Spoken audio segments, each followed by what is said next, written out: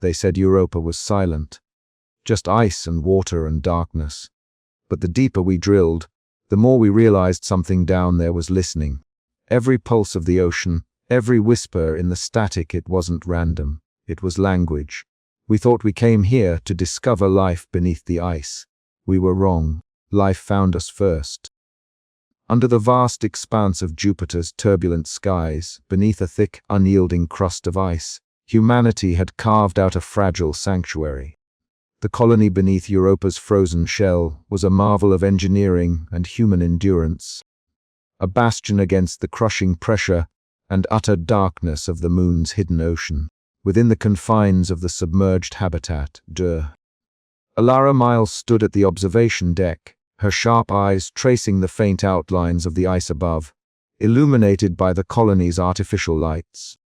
The ice was a ceiling and a barrier, a cold and relentless reminder of their isolation.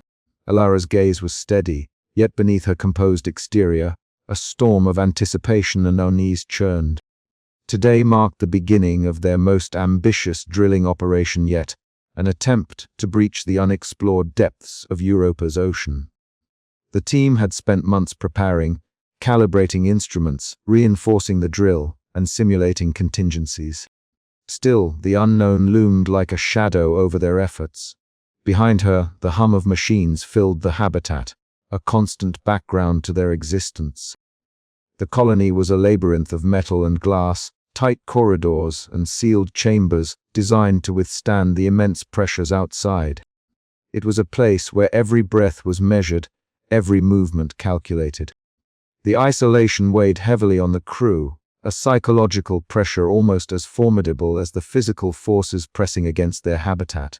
In the control room, Lucas Varela stood near the drilling console, his broad shoulders tense beneath the standard-issue blue uniform. His rugged beard twitched as he exchanged a curt nod with Mira Chen, the junior communications specialist who sat poised before her bank of monitors. Mira's petite frame belied the intensity in her expressive eyes, which flicked rapidly over the scrolling data. The consoles emitted a soft glow, casting long shadows in the dim room. All systems green, Lucas announced, his voice low but firm. Drill is ready for descent. Alara stepped forward, her short dark hair pulled back tightly. Proceed with caution, she ordered. We don't know what we might encounter down there. The drill, a sleek apparatus engineered to withstand Europa's crushing depths, began its slow, grinding descent through the water. The team watched the monitors intently, tracking the progress as the probe pierced deeper into the abyss. Minutes stretched into an eternity. The silence in the room was punctuated only by the steady tapping of keyboards and the occasional murmur of technical updates. Then suddenly, the monitors began to flicker with faint, irregular pulses. What's that? Mira whispered, leaning closer to the screen. Alara's brow furrowed as she adjusted the signal filters. It's something, not the usual background noise. The pulses repeated, subtle and elusive, like whispers beneath the ocean's roar. They did not resemble any natural phenomenon the team had catalogued.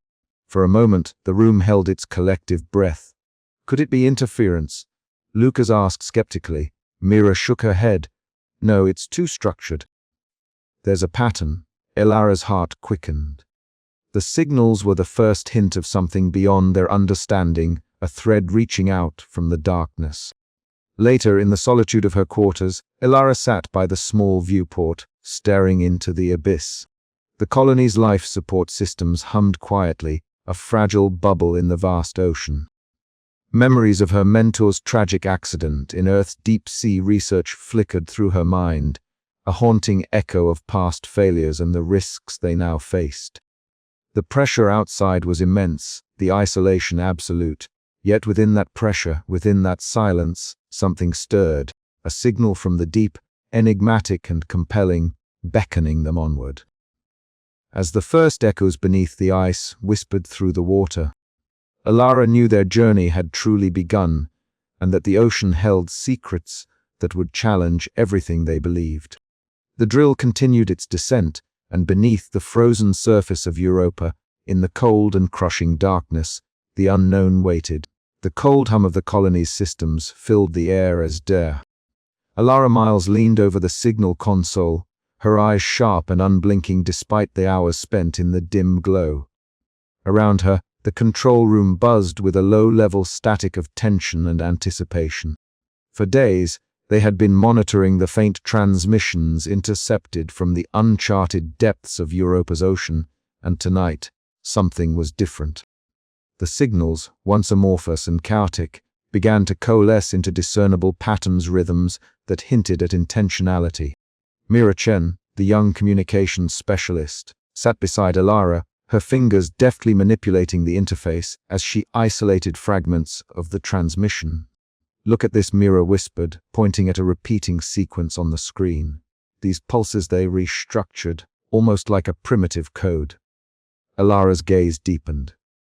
The patterns bore a strange familiarity, like echoes of something long forgotten. Could it be a language? She murmured, the weight of the discovery pressing on her. Or some form of communication. The room was thick with a mix of excitement and unease. Elsewhere in the colony, the crew felt the strain of their confined environment. Lucas Varela, the pragmatic chief engineer, stood rigidly by the reinforced viewport, gazing out into the abyssal blue that surrounded their habitat. His beard caught the faint light, his expression tight with concern. "We need to stay focused," he reminded the team during a briefing. "These signals are fascinating, yes, but we cannot let curiosity compromise the safety of the colony." Lucas's words struck a chord. The crew was already grappling with the psychological pressures of their submerged isolation, the relentless crush of the ocean encapsulating their every moment. Whispers circulated among team members in the cramped common area. Speculation, fear, and wonder mingled in equal measure. The signals had sparked hope, yes, but they also introduced a shadow of uncertainty. Alara understood the delicate balance they faced. The signals could unlock secrets not only of Europa but of human history itself. Yet the unknown also threatened to unravel the fragile cohesion of the team. Late into the night, she retreated to the solitude of her quarters, the colony's mechanical heartbeat echoing softly in the background. There, surrounded by data streams and cryptic patterns, she felt the weight of command more acutely than ever. The fragments of ancient languages embedded in the signals teased her intellect and stirred a deep, unsettling curiosity. Was this a message from a distant past, or a call from an intelligence beyond comprehension? The questions gnawed at her, but so did the shadows of her past failures, memories of a mentor lost in the depths of Earth's oceans, a reminder of the stakes they faced. As dawn approached, Alara composed a report for the colony's leadership, outlining the breakthrough and emphasizing the need for cautious optimism. The team was on the cusp of a discovery that could redefine their understanding of life and consciousness. But beneath the excitement lay an undercurrent of tension, an unspoken question of how far they could before the isolation and mystery consumed them. In the control room, Mira's eyes sparkled with youthful hope as she prepared the next wave of signal analysis. Lucas, ever the skeptic, monitored the habitat's integrity with a wary eye. And Alara, caught between science and survival, braced herself for the challenges that lay ahead, knowing that the first echoes from the deep were only the beginning of a journey into the unknown. The signals pulsed again, steady and insistent. Somewhere beyond the ice, something was reaching out. And the colony, suspended in the crushing silence of Europa's ocean, was listening. As the crew gathered for a scheduled debrief, subtle tensions began to surface. Mira's enthusiasm clashed with Lucas's caution, voices rising in quiet conflict. Alara intervened, her calm but firm tone reminding them of their shared purpose. Yet beneath her composure, she felt the stirrings of doubt. How would they maintain unity when even the smallest crack in trust could widen under pressure? Night after night, the signals played their haunting melody, each pattern a puzzle piece in an unfathomable mosaic. The crew's dreams were invaded by echoes of sound and light, their waking hours consumed by analysis and debate. Isolation tightened its grip, threading through every conversation and glance. In a quiet moment, Alara found herself alone at the observation deck, staring into the endless blue. The ocean was a vast and alien expanse, yet she sensed a strange kinship in the signals, a silent bridge between the depths of space and the depths of the human mind. The discovery was a beacon of hope, but also a reminder that the abyss held secrets that might never be fully understood. The breakthrough was undeniable, but so was the cost. As the crew wrestled with the implications, Alara knew the path forward would demand resilience, trust, and a willingness to confront the unknown, no matter the pressure bearing down upon them. And so, beneath the ice, in the heart of Europa's ocean, the first echoes called out promising revelation and warning of the shadows yet to come. The communications lab was a sanctuary of flickering screens and the low hum of cooling fans, a stark contrast to the crushing silence beyond the thick ice walls. Mira Chen sat hunched over the central console, her petite frame tense with concentration. Her fingers moved deftly across the holographic interface, isolating segments of the mysterious signals they had intercepted days ago. Lines and waves danced across the display's cryptic, elusive, but now slowly revealing a rhythm. "Look," Mira whispered, barely able to contain her excitement. "There's a pattern here, repeating motifs, almost like a language." "Drah." Lucas Varela leaned forward, his rugged features shadowed by the soft glow of the screens. His skepticism was palpable. "Are you sure this isn't just noise? We've been chasing ghosts ever since we started drilling deeper." Alara Miles, standing just behind them, watched the interaction with a mix of hope and caution. If Mira's right, this could change everything. But we need to be methodical. No leaps without solid ground. Mira nodded vigorously, her expressive eyes shining.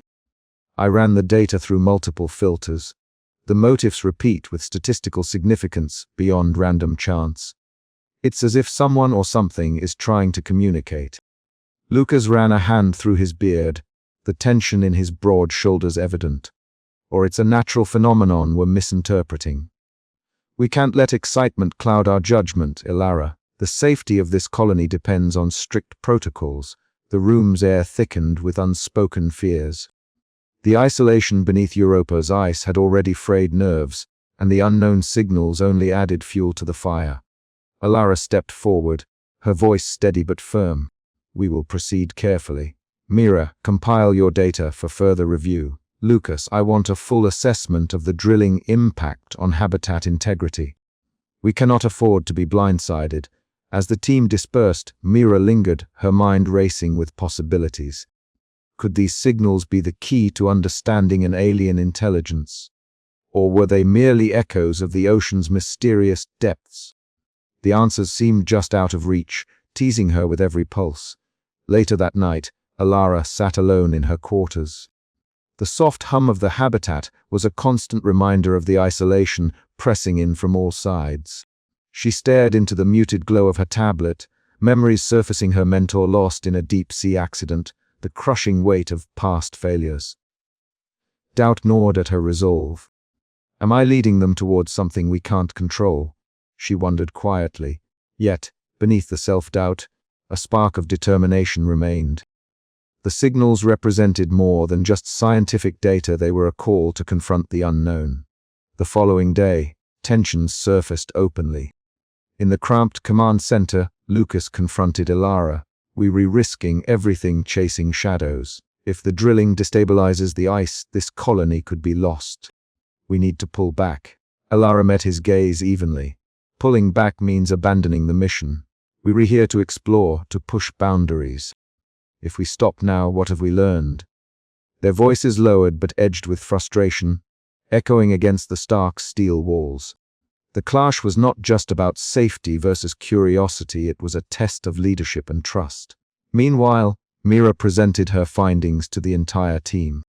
The main lab filled with whispers and cautious glances as her clear voice outlined the evidence for structured communication within the signals. Faces reflected a fragile mix of hope and apprehension. "If these patterns are genuine," Mira concluded, "then we were not alone in this ocean. Something intelligent is reaching out, A heavy silence followed. The implications were staggering. Yet, the team's unity felt tenuous, stretched thin by isolation and mounting pressure.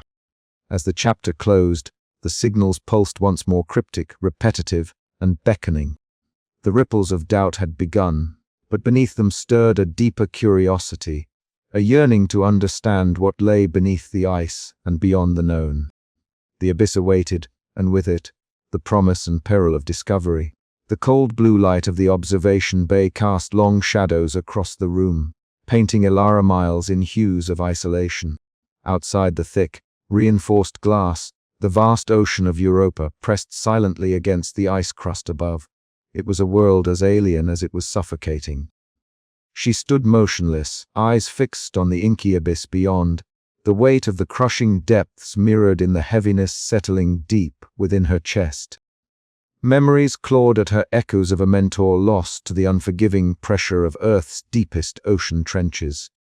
A haunting reminder of failure that threatened to undermine her resolve. The hum of the colony's life support systems was a constant backdrop, a mechanical heartbeat that both comforted and reminded her of their fragile existence. In the cramped control room, tension simmered like a taut wire ready to snap. Lucas Varela's broad frame seemed to fill the space as he leaned over the console, his rugged beard shadowed by the harsh overhead lights. His voice was low but edged with urgency.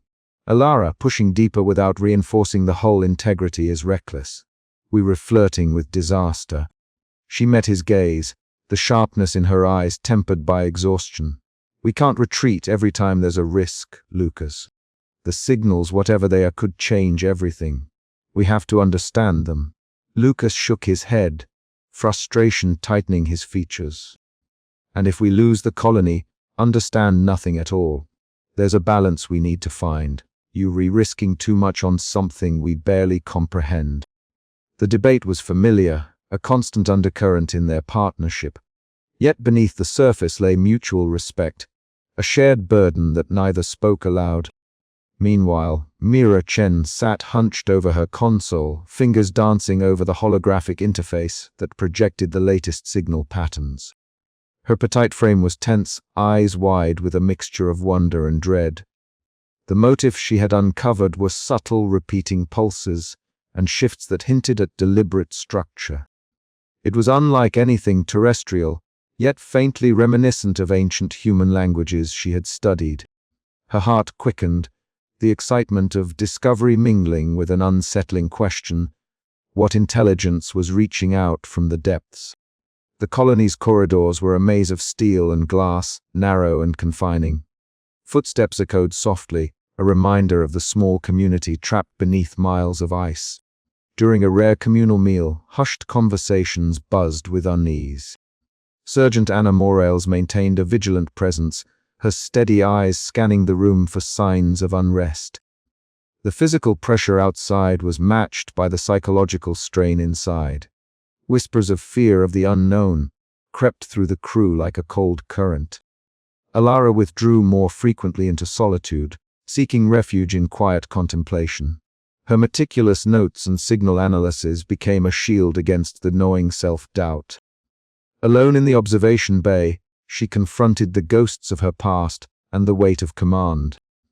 Yet even as isolation threatened to consume her, the faint patterns in the signals beckoned a promise of connection amidst the abyss. The mounting pressures, both external and internal, forced the team to face their vulnerabilities. The fragile cohesion of the colony trembled on the brink of fracture. Yet in this crucible of fear and wonder, a flicker of hope endured. The signals, elusive and enigmatic, whispered of truths beyond comprehension, urging them onward into the depths of alien mystery. As the chapter closed, the claustrophobic silence was broken only by the steady pulse of the signals and the unspoken question lingering in every mind. What lay beyond the pressure points of fear and isolation, waiting to be discovered beneath the ice? The cold, pressurized silence of the underwater habitat was punctuated only by the soft hum of machinery and the occasional crackle of intercom chatter. Ravi Patel stood before the massive viewport, his breath fogging the glass as he leaned in closer, eyes wide with a mixture of scientific excitement and reverence. Beyond the thick icy shell of Europa's ocean, the darkness was alive with faint, ethereal glimmers. "Alara, you need to see this," Ravi called softly over the comm, his voice threaded with urgency. "Dra." Alara Miles, seated at the nearby console, rose and crossed the cramped room, her sharp eyes narrowing as she approached the viewport beside him. Through the reinforced glass, the ocean stretched infinitely, a vast abyssal plain illuminated by flickering pulses of bioluminescent light. Strange, translucent organisms drifted lazily, their bodies glowing in hues of blue and green, their movements synchronized to some unseen rhythm. What caught their attention was the way these creatures seemed to respond directly to the faint signals the colony was transmitting into the depths. "Look at the pattern," Ravi whispered, gesturing with a gloved finger. "Every time we send a pulse, they react. It's almost like they're recommunicating back." Alara's mind raced. The signals they had intercepted earlier, enigmatic, almost musical sequences, might not be mere random noise or mechanical interference. They could be biological in origin, part of Europa's ocean ecosystem, or perhaps linked to the alien intelligence they had begun to suspect. "If these organisms are responding to the signals," Alara said slowly, "then maybe the intelligence isn't just out there, disconnected. It might be woven into the very fabric of this ocean's life." Ravi nodded, eyes gleaming with the thrill of discovery. "It's a living network, a consciousness embedded in the ecosystem that changes everything." Back in the Habitat's lab, the team gathered around screens displaying footage Ravi had captured with the external cameras. The bioluminescent creatures pulsed and flickered in mesmerizing sequences. Mira Chen, the young communications specialist, leaned forward excitedly. "These light patterns, they match some of the motifs we've been decoding in the signals," she said. "It's like the ocean itself is speaking." Lucas Varela, the colony's chief engineer, frowned deeply. "Or it's a warning. We don't know what disturbing these life forms could do. We were pushing boundaries here, and not just scientific ones." Tensions flared as the team debated. Alara argued for careful study, driven by a desire to understand the profound implications. Lucas countered with concerns over safety and operational risk, worried that their drilling and signal transmissions might provoke unforeseen consequences. Late that night, the habitat was quiet, but for the distant, rhythmic pulses of light from the ocean beyond. Alara stepped out onto the observation deck, the cold glass cool against her palm. The glow from the creatures outside cast ghostly reflections across her face, illuminating the lines of fatigue and resolve. She thought of the mentor she had lost, the deep-sea accident on Earth that had shaped her path and haunted her dreams. Here, beneath miles of ice and crushing water, the stakes were higher, the mysteries deeper. The signals, the creatures, the echo, all threads woven into a tapestry she was only beginning to understand. Could this alien intelligence truly be alive, a sentient ecosystem spanning time and space? Were they communing with a consciousness that transcended human understanding, one that had possibly influenced Earth's own history? The questions weighed heavily, but so did the promise of knowledge. Alara knew their journey had only just begun, and that beneath the surface of Europa's ocean, the echoes of a vast, ancient mind awaited discovery. As the bioluminescent pulses danced in the darkness, Alara whispered to herself, "We are not alone down here." But in the depths, silence answered. The drilling rig thrummed steadily beneath the ice, its mechanical heartbeat a reminder of humanity's fragile foothold on this alien ocean world. Drrr. Alara Miles stood in the control room, eyes fixed on the monitors that displayed streams of data cascading from the probes, piercing deeper into Europa's dark waters. Around her, the hum of machinery and the soft chatter of her team filled the enclosed space, but an undercurrent of unease lingered in the air. Suddenly, the steady rhythm was shattered. A sharp, grinding noise erupted from the drilling apparatus, followed by a jarring shudder that rippled through the colony's hull. The lights flickered momentarily, casting long shadows over the tense faces gathered in the room. What was that? Mira Chen's voice broke the silence, her petite frame tense as she leaned toward the console.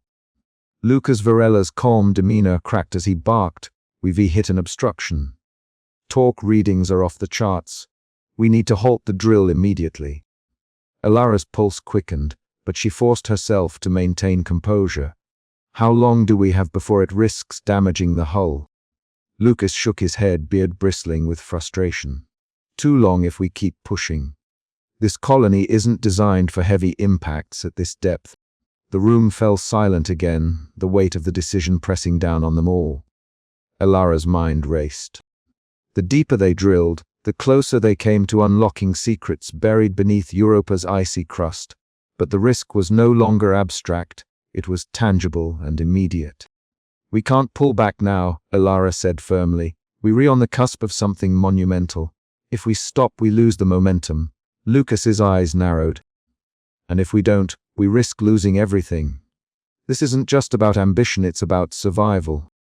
Tensions flared as the two leaders squared off, their conflicting priorities laid bare in the cramped control room.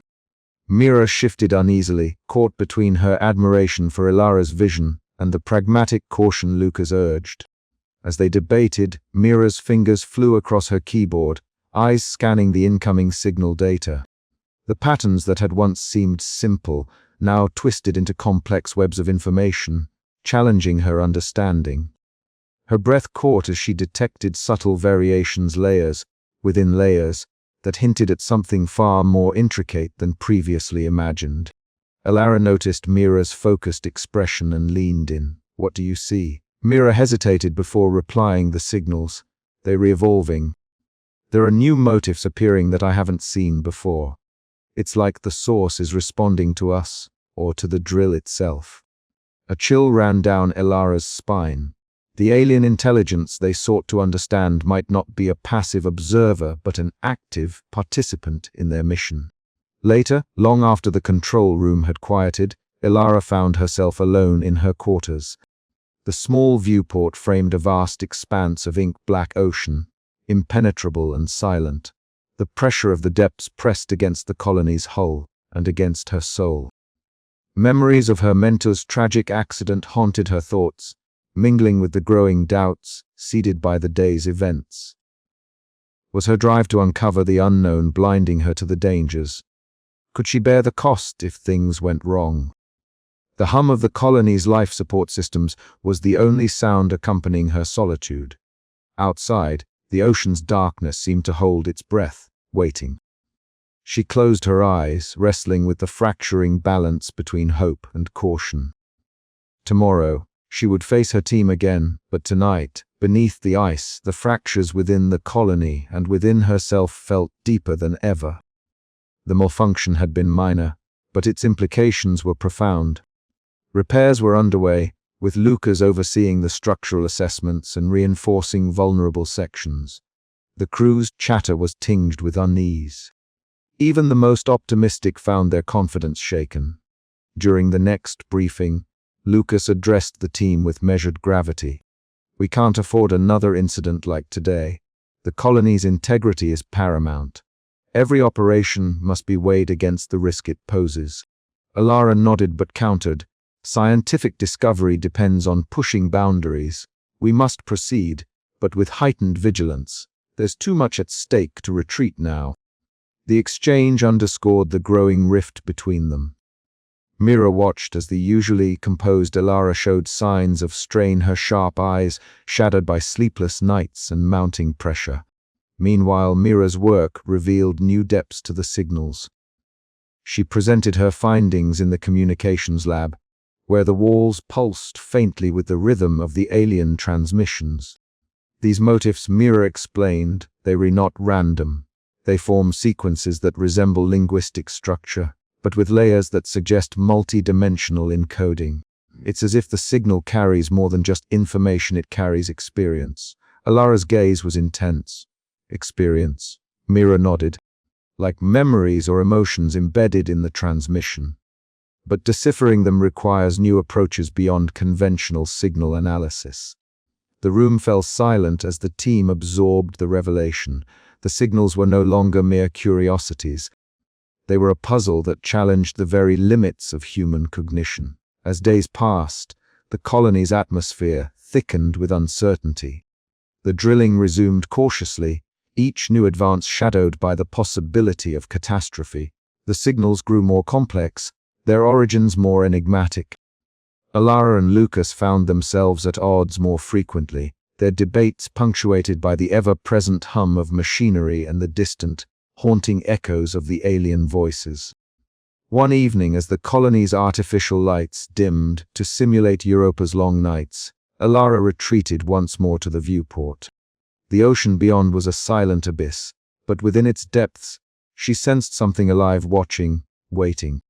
Her reflection stared back at her, eyes sharp yet clouded with doubt.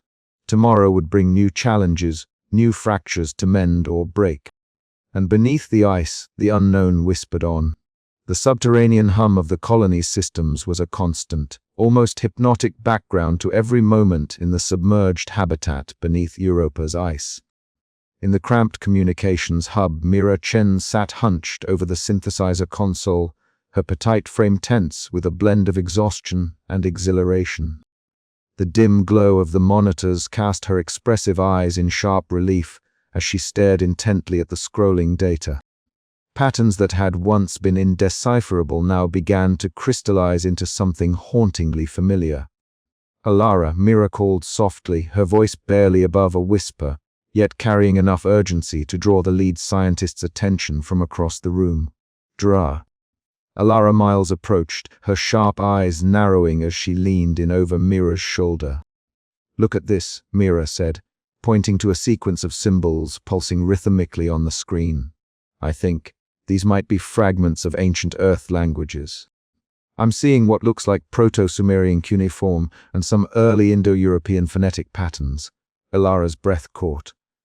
The implications were staggering. Signals from beneath Europa's ocean that echoed Earth's distant past. It was as if the ocean itself whispered forgotten languages, bridging eons and worlds. The room, crowded with the core team Lucas Varela, Mira's pragmatic mentor in engineering, and Sergeant Anna Morales, standing quietly by the door, seemed to shrink under the weight of this revelation. Lucas's voice cut through the thickening atmosphere, laced with skepticism and concern.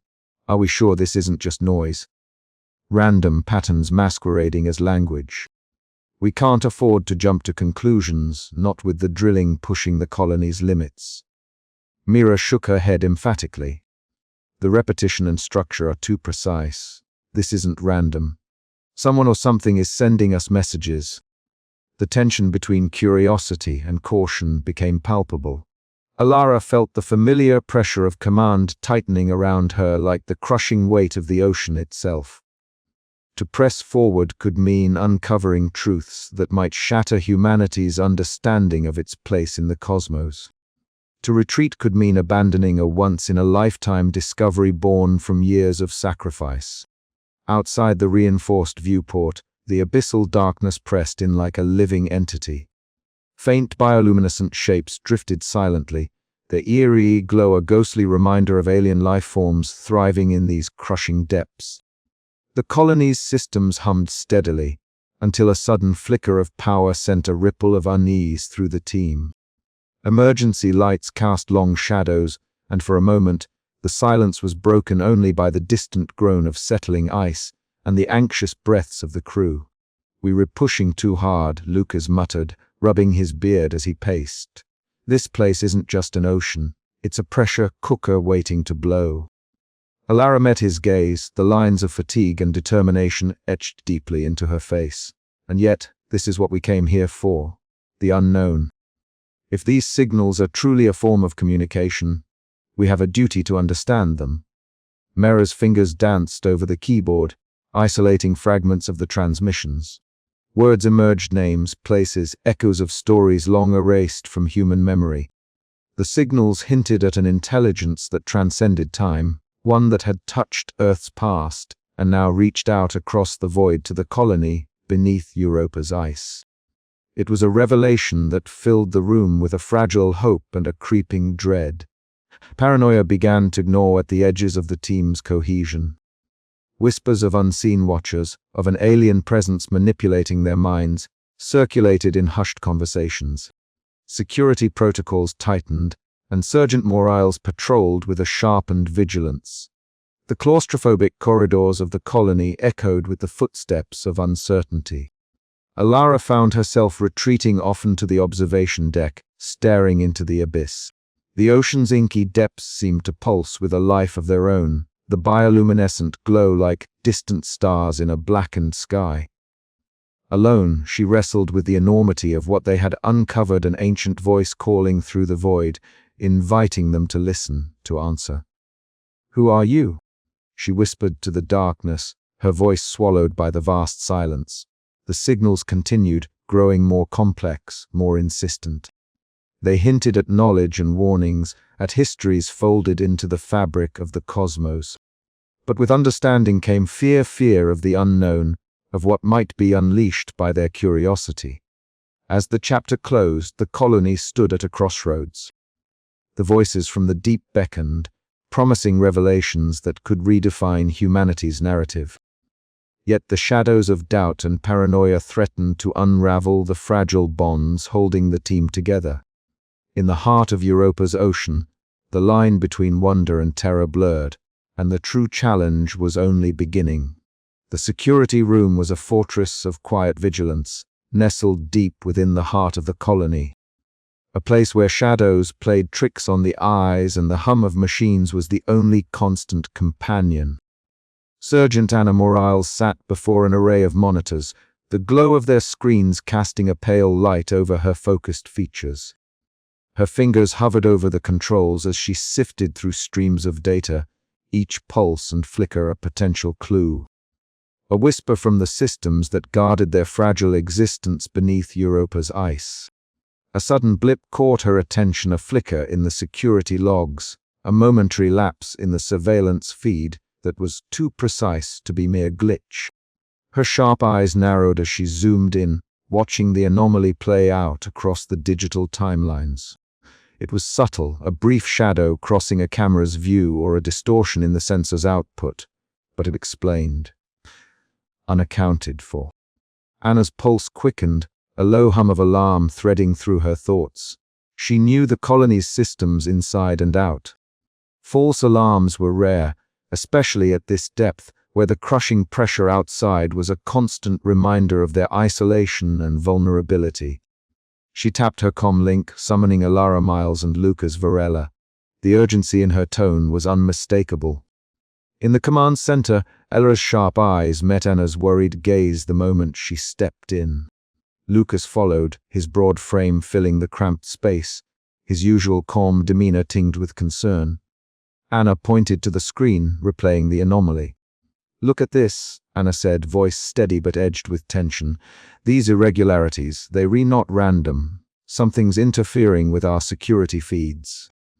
Alara's brows furrowed. Could it be a system fault? The stress on the hardware is increasing with the deeper drilling. Lucas shook his head. "I've checked the diagnostics twice. All systems are running within parameters. There's no hardware failure here." He glanced at the monitors again. "If it's not a malfunction, then what? Sabotage." The word hung heavy in the air, a shadow darker than the abyss outside their windows. Mira Chen entered the room, her youthful face pale but alert. She'd been working closely with Alara on decoding the enigmatic signals, but now her curiosity was laced with fear. "Sabotage," Mira echoed, her voice barely above a whisper. "Who would want to sabotage us here, this deep beneath the ice?" Anna's gaze hardened. "That's what we need to find out. But we can't rule anything out." The crew gathered in the common area, the atmosphere thick with unease. Conversations were hushed, eyes darting nervously as the claustrophobic walls seemed to press inward.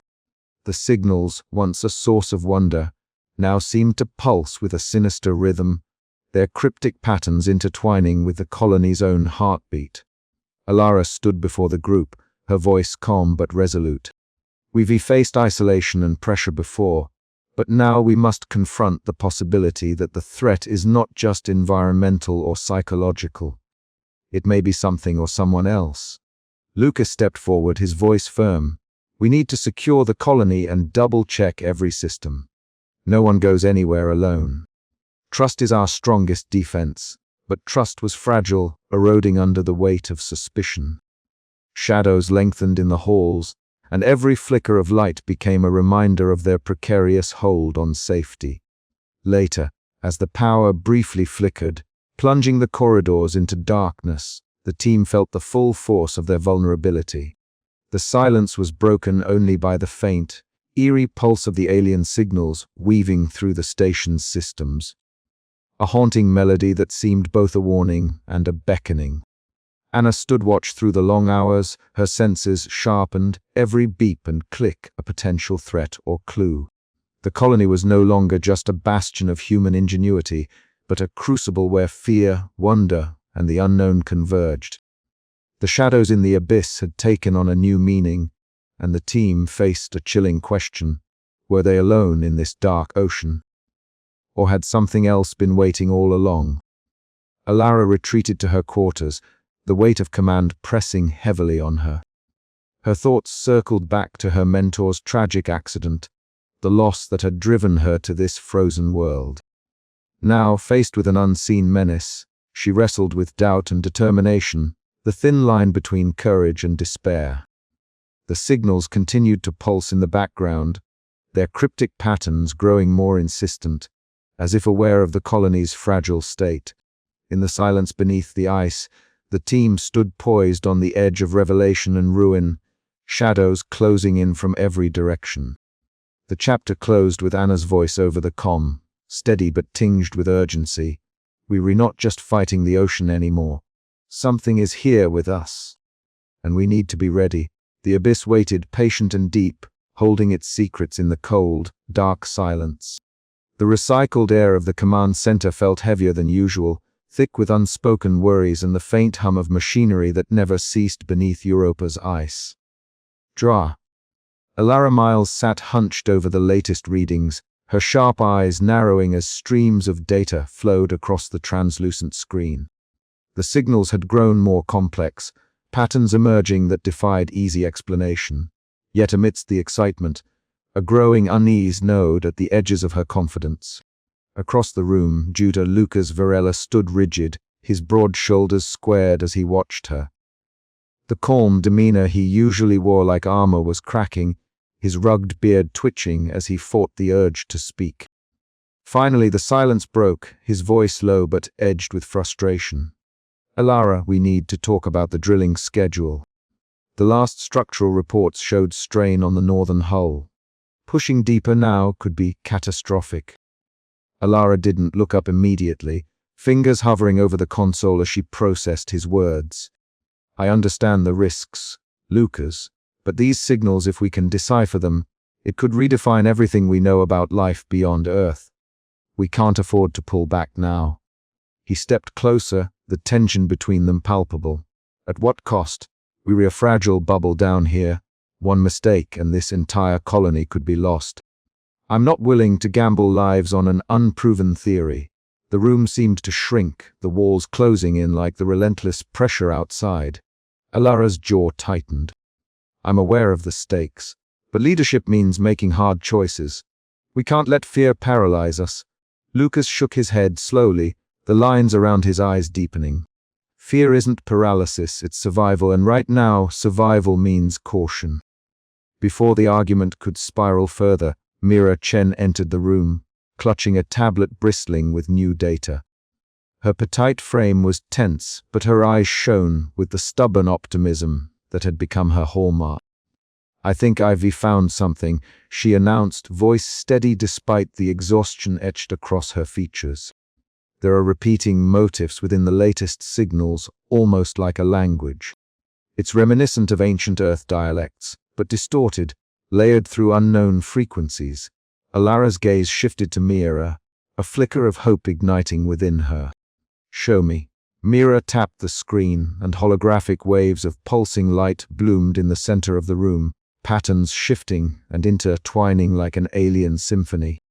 The team gathered around, the air thick with anticipation and a trace of fear. The signals teased the boundaries of human understanding, whispering secrets from a consciousness far removed from their own. Yet, as the breakthrough sparked excitement, the strain within the team only deepened. The clash between Alara's visionary drive and Lucas's pragmatic caution became a fault line splitting the group. During a heated meeting later that day, voices rose in the cramped conference room, the usual calm fractured by raw emotion. Lucas challenged not only the operational decisions but Alara's judgment itself, questioning if her personal obsession with the signals clouded her leadership. "We scientists," Lucas insisted, "not gamblers chasing ghosts. Our priority has to be the colony's integrity, not some cryptic messages that might mean nothing." Mira countered, her youthful voice ringing with earnest conviction. "These signals could be the key to understanding our place in the cosmos. We can't just shut the door on that possibility." The argument spiraled, the claustrophobic space amplifying every word, every glance heavy with accusation or plea. Sergeant Anna Morales, standing to the side, watched uneasily. Her role as security officer had expanded beyond physical threats. Now she was guarding the team's fragile cohesion against the invisible dangers of doubt and paranoia. She moved silently through the hallways later, footsteps echoing softly as she considered how the pressure of their environment was wearing down even the strongest among them. Isolation had always been their greatest enemy, but now it was the fissures in their trust that threatened to undo them. Alara retreated into herself that night, staring out through the thick ice at the abyssal ocean below, haunted by the weight of command and the shadows of past failures. The signals whispered in her mind, a haunting melody of knowledge and warning, beckoning her toward an uncertain future. As the colony settled into uneasy silence, the question lingered in the stale air. Could they bridge the growing divide before their mission and lives were lost to the depths? The echo of tensions rising beneath Europa's was a fragile prelude to the storm yet to come. The signals continued to pulse, indifferent to human discord, weaving their alien song through the claustrophobic corridors. And in that song lay a promise and a peril that none of them could yet fathom. The chapter closes on Alara's solitary figure silhouetted against the icy expanse, the faint glow of the colony's lights a fragile beacon in the vast, unyielding dark. The weight of isolation presses down, but so too does the relentless pull of discovery, a tension as palpable as the crushing ocean that surrounds them. What price will they pay to listen to the echo? The observation bay was a sanctuary and a prison, bathed in the low hum of electronic monitors and the faint, relentless pulse of the ocean pressing in from all sides. Dra. Alara Miles sat alone, her lean frame hunched over the console as streams of data flickered across the screens before her. The signals, once faint and indecipherable, now pulsed with a strange clarity that both fascinated and unsettled her. Outside, the abyssal darkness of Europa's ocean stretched infinitely, a crushing silence broken only by the soft mechanical noises of the submerged colony. Alara's eyes, sharp and unyielding, traced the intricate patterns of the signals. Each wave, each subtle modulation seemed to whisper secrets from a world beyond comprehension. Yet beneath her scientific curiosity lay a deeper, more personal struggle. The silence of the ocean mirrored the silence she felt inside a void carved by self-doubt and haunted memories. She pressed a hand to her temple, trying to steady the storm inside her mind. The signals were growing more complex, layered with motifs that resembled ancient Earth languages, but the true meaning eluded her grasp. Her breaths came shallow and quick as a flicker in the waveform, caught her attention an erratic spike that pulsed with a haunting melody she recognized all too well. The melody dredged up a memory she had long tried to bury. Years ago, deep beneath Earth's seas, her mentor had perished in a catastrophic accident, a moment marked by silence and sudden chaos. Alara's fingers trembled as they hovered over the console, then reached out to touch a worn photograph pinned beside her workstation.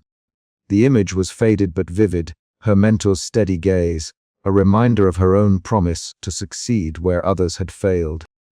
A sudden pang of grief threatened to overwhelm her, but Alara clenched her jaw. The weight of command rested heavily on her shoulders, and there was no room for weakness. Yet, as the hours dragged on, the isolation pressed deeper, gnawing at her resolve. The colony's other inhabitants were distant, their voices muffled and fragmented through the thick hull. She could hear faint chatter from the intercom, Lucas's pragmatic tone, Mira's hopeful inflections, but the sound seemed to fade into the background noise of her own thoughts. The crew had noticed her withdrawal. Lucas Varela, ever the pragmatic engineer, had approached her quarters earlier, concern etched into his rugged features. "Alara, you need to rest. We all do. Pushing yourself too hard won't help us," he had said, his voice steady but firm. She had nodded silently, unwilling to admit the turmoil roiling within.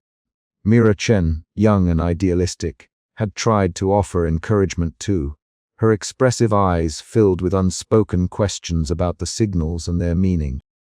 But Alara had retreated deeper into solitude, convinced that only by herself could she unlock the enigma. The silence in the observation bay was suffocating. Every creak of the structure, every flicker of the signals, became a reminder of the fragile barrier between them and the crushing abyss outside. The pressure was not only physical but psychological, a relentless force that tested the limits of human endurance. As the night deepened, Alara allowed herself a moment of vulnerability. She closed her eyes and let the silence wash over her, the memory of her mentor's voice whispering faintly in the recesses of her mind. "Trust the ocean," the mentor had said once, "but respect its depths." The signals before her were the ocean's voice, now enigmatic, ancient, and filled with warnings she was only beginning to understand. The burden of that knowledge weighed heavily, yet within it stirred a flicker of something new, a vision of possibility, of connection beyond isolation. But the solitude was not without consequence. The crew's unease grew as Alara's distance became more pronounced. Lucas voiced his concerns privately to Mira, questioning whether their leader's resolve was cracking under the immense pressure. Mira, determined to support Alara, vowed to bridge the growing gap, sensing that the survival of their mission depended on it. In the quiet hours before dawn, Alara returned to the signals, her fingers dancing across the console with renewed focus. The patterns began to form coherent sequences, fragments of language and imagery intertwining in ways that defied explanation. It was as if the echo itself was reaching out, threading through time and space to touch the minds of those brave enough to listen. Yet, for all the wonder, the oppressive silence of the ocean remained a constant reminder of the price they paid for knowledge. Alara's journey was far from over. The signals beckoned, but so did the abyss, and the line between discovery and despair was razor thin. As she leaned forward, eyes fixed on the glowing waveform, a single question echoed in her mind: how much silence could one soul bear before it broke? Outside, the ocean waited, vast and unknowable, its secrets folded within the crushing pressure and endless dark. Inside, Alara prepared to cross the threshold, stepping deeper into the mystery that would shape not only her fate, but that of all who dwelled beneath Europa's ice. The weight of silence was immense, but so was the call to listen. The communications lab was alive with a quiet intensity, the soft hum of equipment mingling with the low murmur of voices as Mira Chen leaned over her console, eyes sharp and focused. Streams of data cascaded down the screens in glowing lines of cryptic code, but today those lines began to form discernible patterns. "Look at this," Mira said, her voice barely above a whisper but charged with excitement.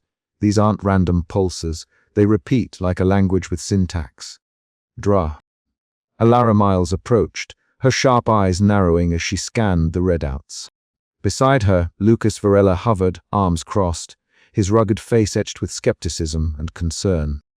The three of them stood in a tight cluster, illuminated by the pale blue light of the monitors, their breaths shallow as they tried to grasp the significance of what they were witnessing. "Structured communication," Alara murmured, almost to herself. "Not just signals messages. Lucas rubbed his beard thoughtfully. Or something trying to be heard, but who or what, and why now? Mira pointed to a looping motif on the screen, a sequence of frequencies that resembled the cadence of ancient Earth languages she had studied. There are echoes here, fragments that remind me of archaic dialects. It's as if this intelligence has access to Earth's history somehow. The room was suddenly charged with a new energy, a mixture of exhilaration and unease. The signals had been a mystery, but now they hinted at a profound connection that stretched across time and space. Were they listening to a voice from the deep past, or was this something else entirely? Meanwhile, down in the marine observation bay, Ravi Patel observed the shifting tides of Europa's ocean with a growing sense of wonder. The bioluminescent creatures that danced in the abyssal dark seemed to pulse in time with the subtle currents. The sensors were now detecting currents that fluctuated in synchrony with the intensifying signals. "It's like the ocean itself is responding," Ravi said quietly to a nearby technician, eyes reflecting the ghostly lights outside the reinforced viewport. "There's a rhythm here, a living connection between the signals and the ecosystem." Back in the central hub, tensions simmered beneath the surface. Lucas convened a meeting in the briefing room, his voice steady but edged with urgency. "We can't afford to ignore the risks. The colony's structural integrity is our priority. These signals, whatever they are, could be a distraction or worse. We need to focus on safety first." Alara's gaze was unwavering as she responded, "If we don't understand what we're dealing with, we risk missing something that could redefine everything, not just for us, but for humanity. We need to push forward, carefully but decisively." Mira added, "There's hope here. This could be the breakthrough we've been waiting for." The room buzzed with divided opinions, the metallic walls echoing their conflicting voices. The team was at a crossroads between caution and curiosity, fear and hope. Later that night, Alara retreated to her quarters, the colony's dim lights casting long shadows across the small space. She slipped on her headset, letting the faint pulse of the signals wash over her in the silence. The ocean outside pressed in relentlessly, a reminder of the unforgiving environment they inhabited. In the quiet solitude, Alara's thoughts drifted to her mentor, the tragedy that had shaped her path, the failures that haunted her. Yet within the signals, she sensed a flicker of connection, a possibility that transcended isolation. The unknown was vast and daunting, but it was also a beacon. Her fingers hovered over the console, ready to dive back into the enigma. The currents of Europa's ocean were shifting, unseen yet undeniable, and beneath the ice, the echoes whispered on. The chapter ended on a note of unresolved tension, the mysteries deepening as the team grappled with the implications of their discovery. What lay beneath the waves was no longer just a physical frontier, but a crossroads of consciousness and time, beckoning them forward into the abyss. The hum of the laboratory's equipment was a steady pulse in the background, a mechanical heartbeat that seemed to echo the anxious rhythm in Dr. Ravi Patel's chest. He leaned over the translucent table, where a swirling hologram of Europa's aquatic life forms shimmered in eerie bioluminescent colors. The creatures, fragile and alien, danced in patterns that no longer seemed random. They flickered and darted in sync with the enigmatic signals that had captivated and divided the colony. "Look at this," Ravi said, his voice low but urgent, beckoning Alara and Mira closer. "Their activity spikes precisely when the signals intensify. It's as if they were responding, communicating back." Alara's sharp eyes narrowed as she scrutinized the data. The implications were staggering. If these life forms were reacting to the signals, then the alien intelligence was not merely a distant enigma, but an active participant in Europa's ecosystem. It was a realization that sent a ripple of unease through her. Could they be sentient? Or worse, could the signals be influencing them in ways we don't yet understand? Mira, ever the optimist despite the mounting pressures, offered a tentative smile. "It might be the breakthrough we needed. It means the signals are alive in some form, an ecosystem of intelligence." But Lucas's voice cut sharply through the room, crisp and pragmatic. Or it means we're poking a beast with a stick. We don't know what this could trigger. We were risking not just the colony, but everything we've built here. His broad frame loomed near the doorway, eyes steady but carrying the weight of countless sleepless nights. The tension in the command center was palpable, a fragile thread barely holding the crew together. Arguments had become more frequent, alliances shifting like the unpredictable ocean currents outside their metal sanctuary. "We can't afford to ignore these signs," Alara replied firmly, her tone threaded with a steely resolve. "Our mission is to understand, to explore. We must push forward, cautiously but without hesitation." Lucas shook his head, frustration etched deeply on his face. "Caution is exactly what we were losing. The more you dive into this, the more you put us all at risk." The room fell silent, the weight of their conflict settling like a dense fog. Outside, through the thick viewport, the abyssal darkness pressed in a constant reminder of their isolation and vulnerability. Later, in the solitude of her quarters, Alara sat by the viewport, the muted blue glow of Europa's ocean bathing her features in cold light. The signals whispered faintly in her mind, elusive and haunting. Memories of her mentor's tragic accident flickered like shadows, mingling with the ever-present fear of failure. The ocean's silence was oppressive, yet within it stirred a strange resonance, a call that beckoned her deeper into the unknown. Meanwhile, Mira's excitement over her latest decoding breakthrough was tinged with anxiety. Gathering the team, she revealed patterns that hinted at a consciousness far beyond their initial comprehension. Her voice trembled, a mixture of hope and fear, as she spoke of connections bridging time, space, and memory. "This isn't just data," Mira said, eyes bright and wide. "It's a message, a story, something that could rewrite what we know about life itself." Some nodded in awe, others exchanged wary glances. The line between scientific discovery and existential threat blurred ever further, fraying the edges of their fragile sanity. In the coming days, the colony would be forced to confront not only the mysteries of the alien intelligence, but the unraveling of their own minds. Trust would waver, paranoia would seep through the cracks, and the crushing pressure of Europa's depths would weigh heavier than ever.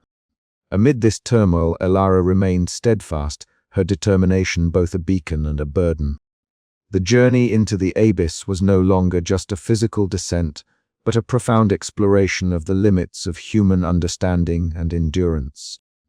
As the signals pulsed in the darkness, the question hung in the cold water like a silent echo. Were they on the brink of a new dawn for humanity? Or teetering on the edge of a precipice from which there was no return? The ocean waited, indifferent and infinite, as the fraying edges of the crew's cohesion threatened to unravel everything they had fought to achieve. The control room hummed with a low, persistent vibration, a subtle reminder of the immense pressure pressing down on the colony beneath Europa's ice. "Dre?" Alara Miles sat motionless in the dim light, her eyes closed, her breath steady but shallow. Around her, the monitors flickered with erratic patterns, cryptic waves of light that pulsed in time with a soundscape that was at once alien and achingly familiar. Whispered voices, fragmented and layered like shards of a forgotten symphony. Alara had spent the past several hours alone, attempting to navigate the labyrinth of signals they had intercepted. But tonight was different. The signals weren't just data. They were something more, something alive, or perhaps something aware. As the whispers swirled in her mind, a sudden surge of images burst forth, vivid, disjointed memories that were not hers. She saw distant landscapes bathed in unfamiliar suns, heard laughter and sorrow intertwined, felt the cold sting of loss and the fragile warmth of hope. The sensations overwhelmed her, flooding her senses with an intensity that left her trembling. A soft chime broke her concentration. The door slid open, and Mira Chen hurried in, her face flushed with excitement and concern. "Juta Miles, you need to see this," she said breathlessly, holding up her tablet. "I've been analyzing the latest signal sequences and, Well, they resemble neural impulse patterns. It's like the signals are structured like a brain's synapses. Alara opened her eyes slowly, the afterimages of her psychic impressions fading, but still lingering like ghosts. "Show me," she whispered. Mira's fingers danced across the screen, scrolling through the data. Complex motifs emerged, interlocking pulses that mirrored the firing patterns of neurons, but on a scale and complexity far beyond any terrestrial life form. "If this is true," Mira said, voice barely containing her awe, "then the signals might not just be communication. They could be a form of consciousness trying to reach us." The room seemed to shrink as the weight of Mira's words settled over them. Moments later, Lucas Varela entered, his broad frame silhouetted against the pale light of the habitat's corridors. His rugged beard was flecked with gray, and the calm he usually projected was replaced by a shadow of doubt. "That sounds dangerously speculative," Lucas said, voice steady but edged with skepticism. "We're dealing with complex signals, yes, but consciousness, that's a leap. We need to be careful not to let hope cloud our judgment. Our lives depend on it." Alara met his gaze, her own resolve hardening. "And yet, the signals defy all conventional explanation. If we dismiss this possibility, we might miss what could be the most profound discovery humanity has ever made." The debate was interrupted by a sudden flicker on the main screen. Cryptic patterns danced across the display, shifting fractals of light and sound that seemed almost deliberate, almost sentient.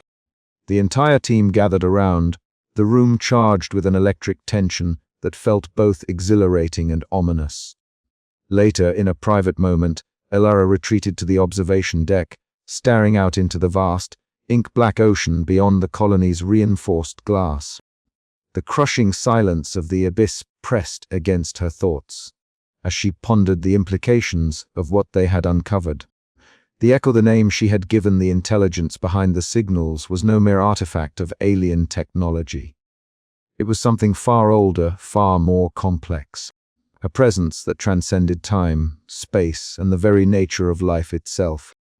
Her mind replayed the psychic impressions from earlier, memories that seemed to ripple through the fabric of consciousness, linking her to an ancient, unfathomable intelligence. If the echo could reach inside her thoughts, what else was it capable of? And what would it demand in return for its knowledge? Returning to the lab, Alara shared her experience with the team.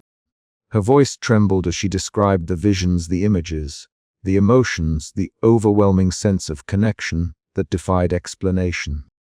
Around her, the cryptic signals continued to pulse, casting an otherworldly glow that seemed to breathe with life. "We are no longer just observers," Alara said, her eyes bright with a mix of fear and wonder. "We are participants in a dialogue that spans eons. But we must proceed with caution. The boundaries between our minds and the echoes are thinner than we imagined." Mira nodded, her youthful optimism undimmed.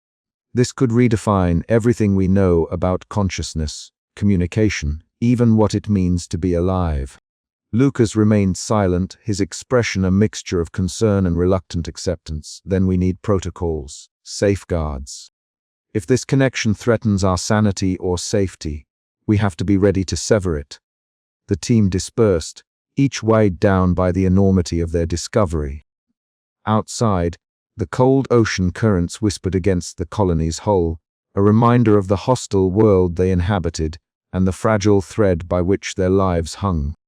As Alara prepared for another session of signal analysis, she felt the faintest echo of a presence brushing against her thoughts, a silent invitation or a warning she could not yet decipher. The journey into the depths of Europa's ocean was no longer just a physical exploration. It was a voyage into the uncharted territories of the mind and soul. And the echo was waiting. The low hum of machinery was suddenly drowned out by the shrill wail of alarms. In the heart of the colony beneath Europa's ice, a chilling reality had descended a breach. Alara Miles was at the console when the first tremors shook the habitat, subtle at first but growing in intensity. Her sharp eyes flicked to the pressure monitors, which spiked erratically. "Lucas, status report," she called, her voice steady despite the tightening knot in her chest. Pressures rising fast near the new drill site, came the gruff reply from the engineering bay. "We've got a breach." Water's seeping through a crack in the hull. The colony's corridors, usually sterile and humming with quiet efficiency, were suddenly awash with flashing red lights and the cacophony of emergency sirens. A deep, primal panic stirred among the crew, but Ilara's command presence held the chaos at bay. "Seal off the affected compartments. Everyone else, prepare for evacuation protocols," she ordered, fingers flying over the console as she initiated lockdown sequences. Mira Chen's voice trembled slightly as she relayed signal statuses. "Communications are being affected. We're losing some lines to the outer sectors." Ilara's mind raced. The breach wasn't just a technical failure. It was a threat to their very survival. The crushing pressure outside the colony's walls was relentless, and every second the floodwaters pushed inward increased the danger exponentially. In the engineering bay, Jupiter Lucas Virila was a stark contrast to the panic. His broad shoulders hunched over the bulkhead controls, sweat beading on his brow as he fought the failing systems. "I've never seen anything like this," he muttered, voice tight with tension. "If we can't seal that crack, the whole habitat could implode." Ilara moved swiftly to the engineering bay, her boots echoing against the metal floors. She found Lucas working furiously, the emergency lights casting harsh shadows on his rugged face. "What's the plan?" she asked, her tone sharp but urgent. "Manual override. I'm rerouting power to the secondary sealant pumps. It's a long shot, but it might hold until we can reinforce the hull," Lucas explained, fingers flying over damaged panels. Outside the sealed compartments, Sergeant Anna Morales was leading a team through flooded corridors, their heavy suits pumping filtered air as they moved with deliberate caution. Water lapped at their boots, and the cold was an ever-present reminder of the hostile environment beyond the colony's walls. "We've got to shore up the breach manually," Anna said, voice muffled but resolute. "If that water pressure gets any higher, the whole structure could fail." The team worked silently, their breaths shallow, every movement measured to conserve energy. The claustrophobic tunnels amplified the sound of rushing water, a relentless reminder of the thin barrier separating them from the abyss outside. Back in the control room, Ilara's thoughts flickered to the signals, the enigmatic echoes that had captivated them all, and how fragile their existence now seemed in their pursuit of understanding. The breach was not just a physical catastrophe, but a metaphor for the limits of human endurance in this alien ocean. Suddenly the colony shuddered violently, the hull groaning under the strain. Lights flickered, and a power surge knocked out several systems.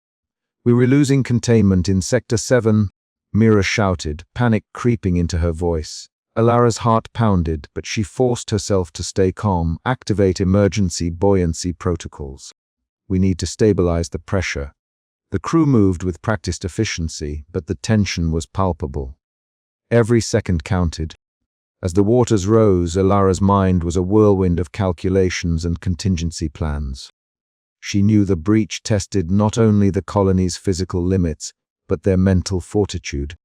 The isolation, the suffocating pressure, and the unknown forces they had awakened in the depths all converged in this moment of crisis. Hours passed in a blur of frantic activity. Slowly, the emergency seals began to hold, and the floodwaters receded from critical areas.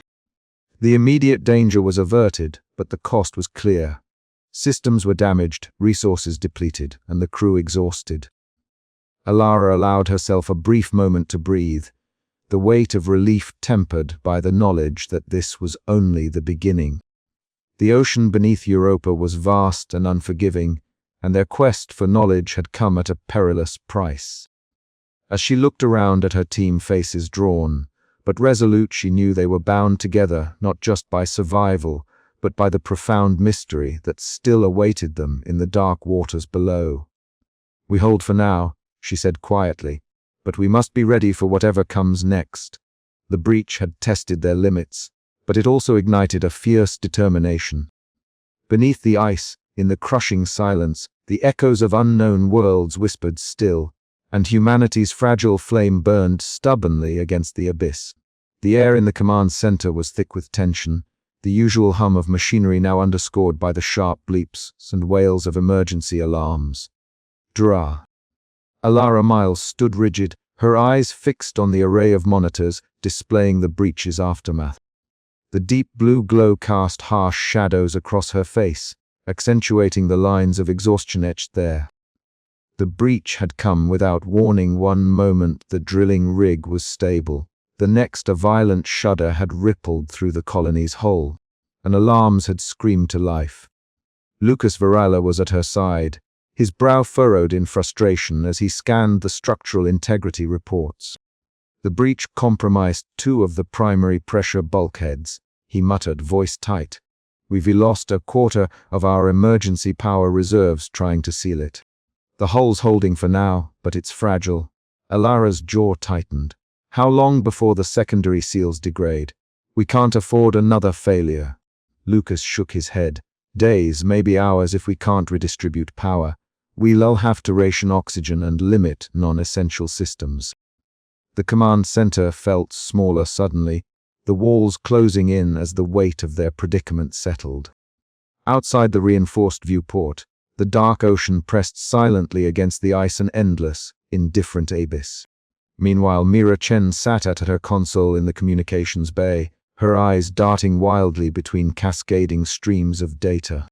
The signals they had been decoding, the enigmatic pulses that had first sparked awe and curiosity, were now erratic, surging unpredictably as if reacting to the breach. Her fingers hovered over the keyboard, hesitant. "Come on," she whispered. "Show me what you mean." Patterns emerged from the chaos, fractured, intense, almost frantic. The signals no longer resembled the measured, rhythmic pulses from before, but seemed agitated, as if the echo itself was responding to the colony's vulnerability. The realization sent a chill down her spine. Alara entered the communications bay, her expression grave. "Mira, what's happening with the signals?" Mira swallowed hard. "They're re-intensifying. It's like they're re-reacting to the breach. I've never seen anything like this." A heavy silence fell between them, broken only by the distant creaks of the colony settling into its damaged state. In the medical bay, Sergeant Anna Morales moved swiftly, her voice firm as she directed the attending medics. Several crew members lay injured, bruised from the sudden decompression shockwave, some with fractured bones, others struggling with minor hypoxia. "Keep them stable," Anna ordered. "We don't have the luxury of time." Jefta Ravi Patel worked alongside her, monitoring vital signs and administering oxygen. "We were lucky it wasn't worse," he said grimly. The breach could have flooded the entire western quadrant. As the crew rallied to stabilize the colony, tension simmered beneath the surface. In the temporary command meeting, accusations began to fly. How did this happen? Lucas demanded, eyes locked on Alara. "We pushed deeper without fully accounting for the structural risks. This is on us all, but we need accountability." Alara met his gaze steadily. "We took calculated risks. This mission's purpose is to push boundaries. We knew the dangers. Blame won't fix the whole." Mira interjected softly, "And maybe the echo is trying to tell us something. The signals, they read different now, more urgent." Lucas shook his head. "Or they rear distraction. We need to focus on survival, not chasing ghosts." The room fell into a charged silence. Later, alone at the viewport, Alara stared into the abyss. The cold, silent ocean stretched infinitely, the crushing pressure a constant reminder of their fragile existence. The signal's intensification echoed in her mind, a haunting counterpoint to the creaks and groans of the damaged colony. She thought of her mentor, lost in the depths on Earth, of the weight of command and the fine line between discovery and disaster. The echo had revealed itself more clearly than ever, but at what cost? Was it a guardian, a warning, or a threat? And was the cost of understanding worth the price they were paying? As the colony settled into uneasy silence, the aftershocks of the breach rippled through every crevice, physical, psychological, and cosmic. Alara knew the journey had only just begun, and the darkness beyond the ice held secrets that would test their endurance, their trust, and their very humanity. "We have to be ready," she whispered to the void, "whatever comes next." And somewhere in the depths, the echo responded not with words, but with a haunting resonance that promised both revelation and ruin. The command center was bathed in a soft, otherworldly glow as the myriad signals flickered relentlessly across the monitors. Alara Miles sat motionless, her sharp eyes tracing the intricate patterns that now seemed less like random noise and more like a language, a tapestry woven through time and space. The steady hum of the colony was a distant backdrop to the storm of revelations unfurling before her. For weeks, the team had wrestled with fragments of data, cryptic pulses that defied conventional interpretation. Now, under Alara's relentless guidance, the pieces began to align, converging into a coherent narrative that chilled and thrilled in equal measure. The signals were no mere cosmic static. They were the voice of something ancient, something alien yet intimately connected to humanity itself. "Look at this," Mira Chen said breathlessly, tapping the holographic interface. The room's dim light reflected in her wide eyes as she illuminated a sequence of symbols that shimmered like liquid silver. These segments correspond to proto-languages from Earth's distant past: Sumerian, early Sanskrit, even fragments that hint at lost oral traditions. Lucas Varela stood apart, his broad shoulders squared but his jaw tight. "So this echo," he muttered, "has been watching us or our ancestors for millennia. Why now? Why beneath Europa's ice?" Alara rose, moving toward the central console, where a swirling visualization of the echo's transmissions hovered. The patterns pulsed rhythmically, reminiscent of ocean currents, whispering secrets older than any human memory. "It's communicating," she said softly.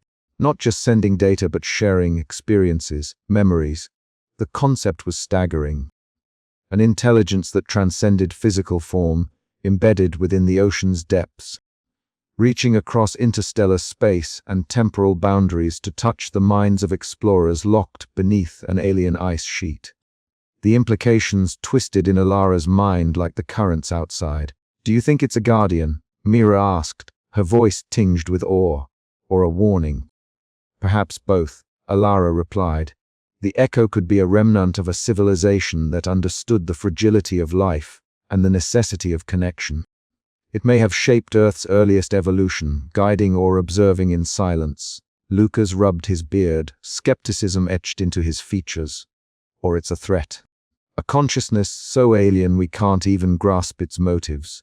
We're poking a sleeping giant, and we don't know what will happen if we wake it." Tension thickened the air, the weight of isolation pressing down as the crew grappled with the enormity of their discovery. Alara felt the familiar ache of self-doubt, the shadow of past failures whispering warnings. Yet beneath it all burned a fierce resolve to understand, to connect, to endure. As the team delved deeper, the echo's messages unfolded like a cosmic symphony. Fragments of Earth's forgotten past shimmered through the signals: ancient myths, lost technologies, echoes of civilizations that had risen and fallen beneath starlit skies. The alien consciousness did not just observe, it reached, inviting dialogue across the gulf of space and time. Alara found herself drawn into moments of profound communion, psychic impressions that transcended words. She pictured alien oceans teeming with life beyond imagination, civilizations that had wrestled with their own isolation and the crushing pressure of existence.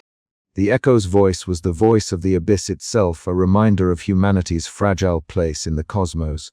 Yet, the revelation was not without peril. The colony's systems flickered erratically, the ocean's pressure pressing ever harder against their fragile sanctuary. Lucas's warnings echoed louder. "Curiosity must be balanced with caution. We need protocols," he insisted. "We can't let fascination blind us to the risks." Alara nodded, torn between the hunger for knowledge and the instinct to protect her team. The echo was both a gateway and a gauntlet, a test of human endurance and intellect.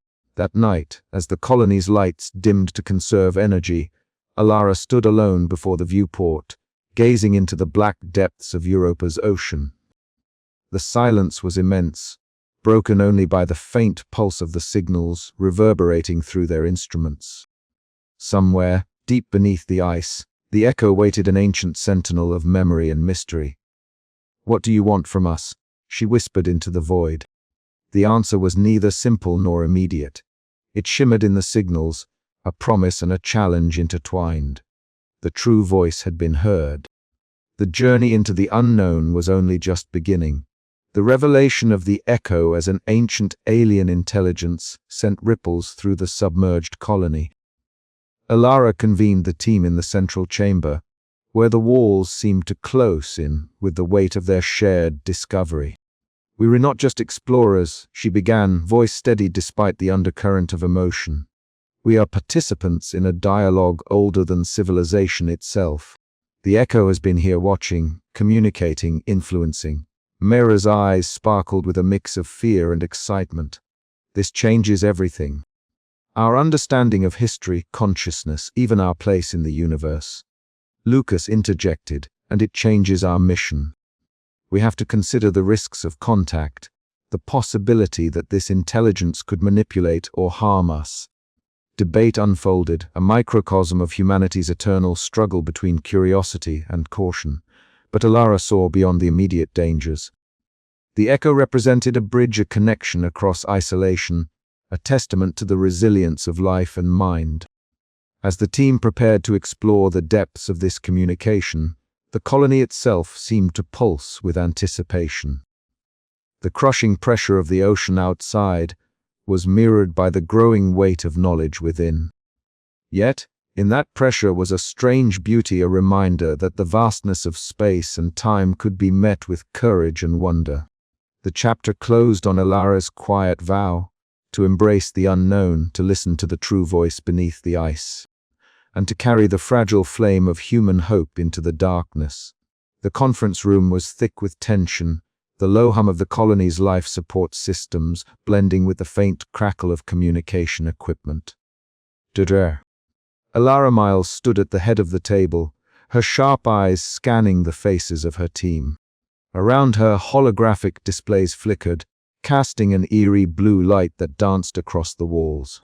The signals, those enigmatic patterns that had consumed their thoughts for weeks, now pulsed softly on the screens, as if waiting for their next move. Alara's voice cut through the silence. "We have come so far. The echo isn't just a message, it's an invitation.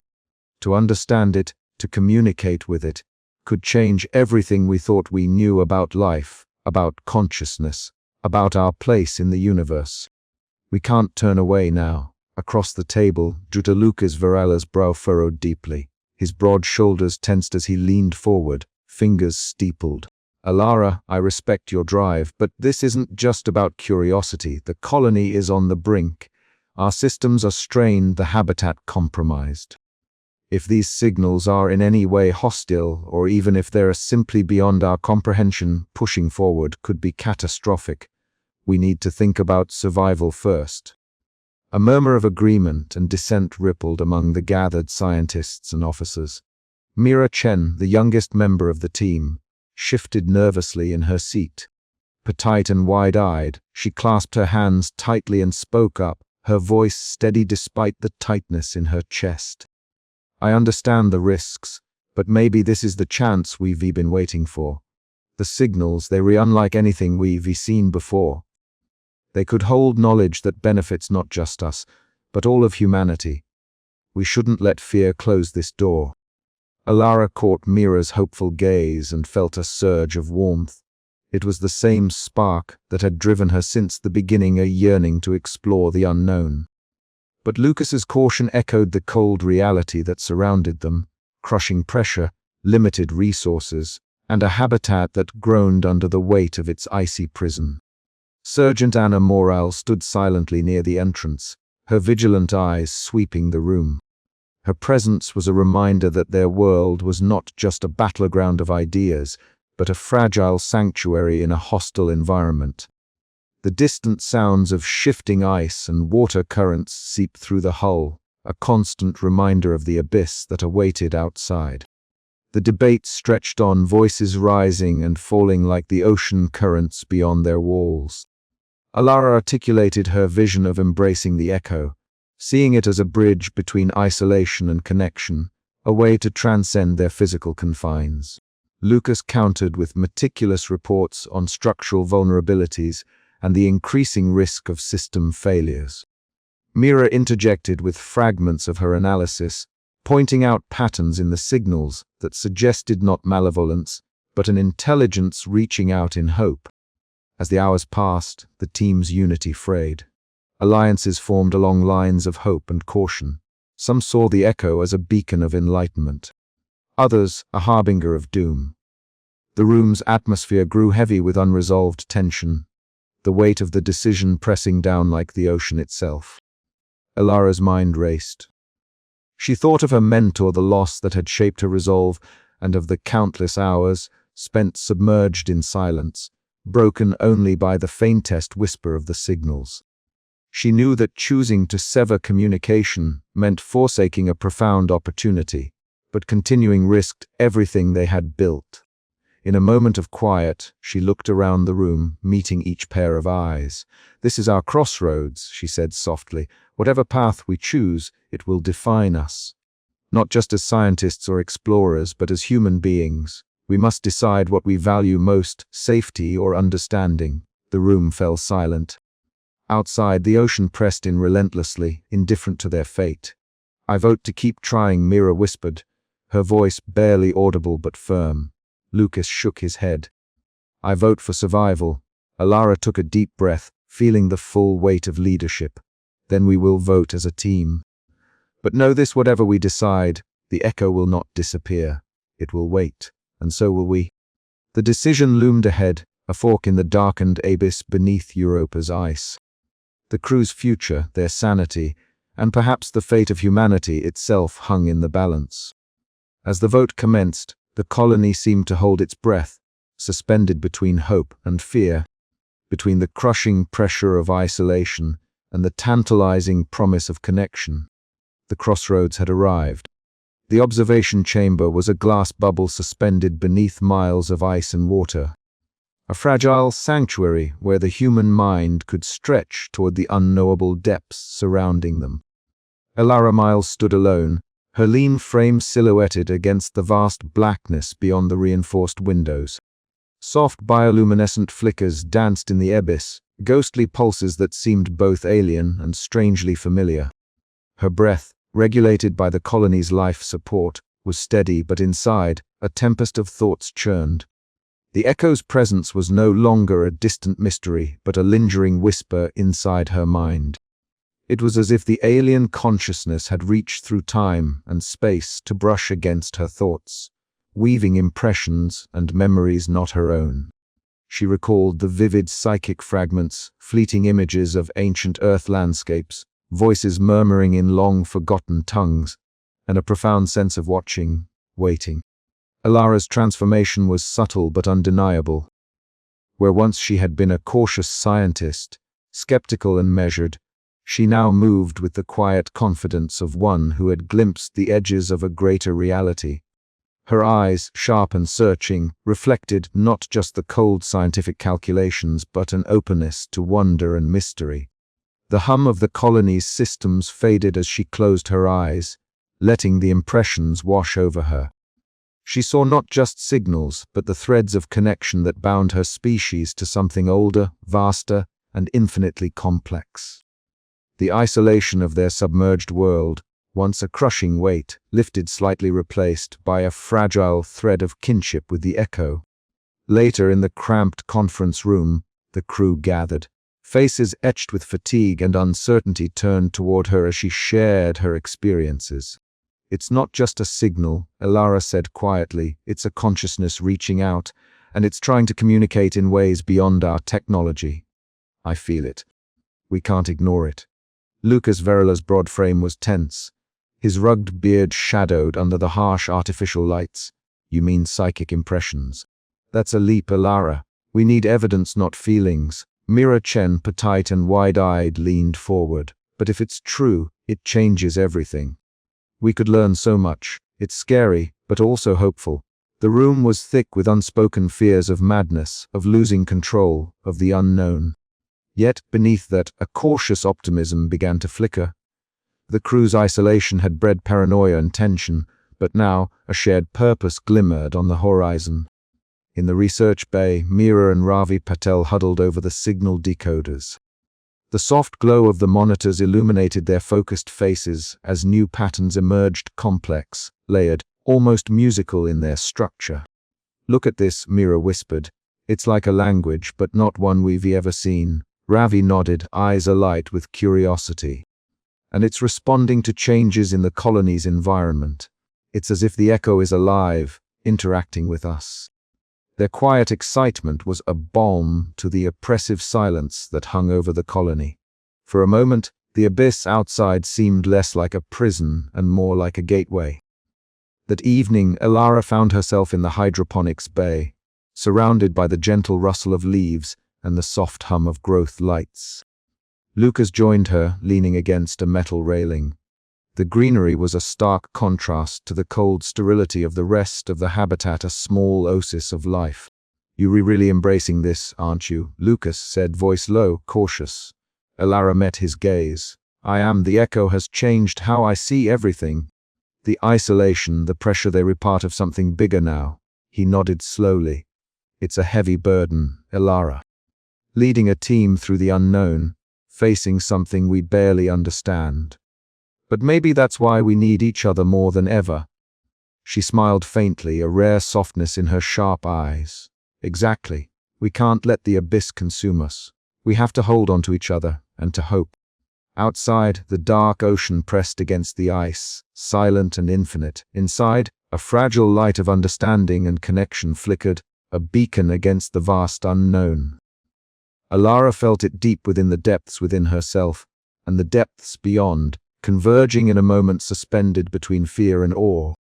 As the crew settled into uneasy rest, the echo whispered on, an ancient voice threading through time, weaving a fragile bridge between worlds. And beneath the silence, something new was beginning to stir. The story was far from over. The abyss awaited, and with it, the promise and peril of the unknown.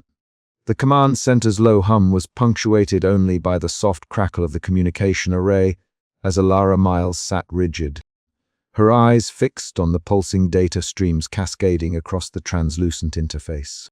The signals, once indecipherable and abstract, had begun to unfurl into something startlingly familiar, a tapestry of images and sensations that defied explanation.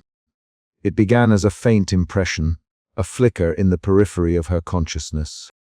A surge of colors, shapes, and sounds that did not belong to the sterile environment of the colony.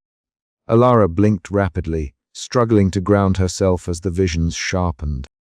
She saw towering ancient forests, their canopies swaying under alien suns, and early humans, primitive, yet unmistakably ours, moving through the underbrush.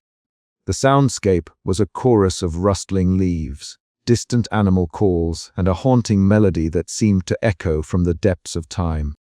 Meera sat nearby, her petite frame tense as she manipulated the holographic controls. Her fingers danced over the interface, weaving through layers of signal data with a precision born of youthful enthusiasm and raw talent. "Elara, you need to see this," she whispered, her voice barely audible over the soft electronic chorus. Elara turned her gaze to Meera's display, where fractal patterns of light coalesced into discernible forms.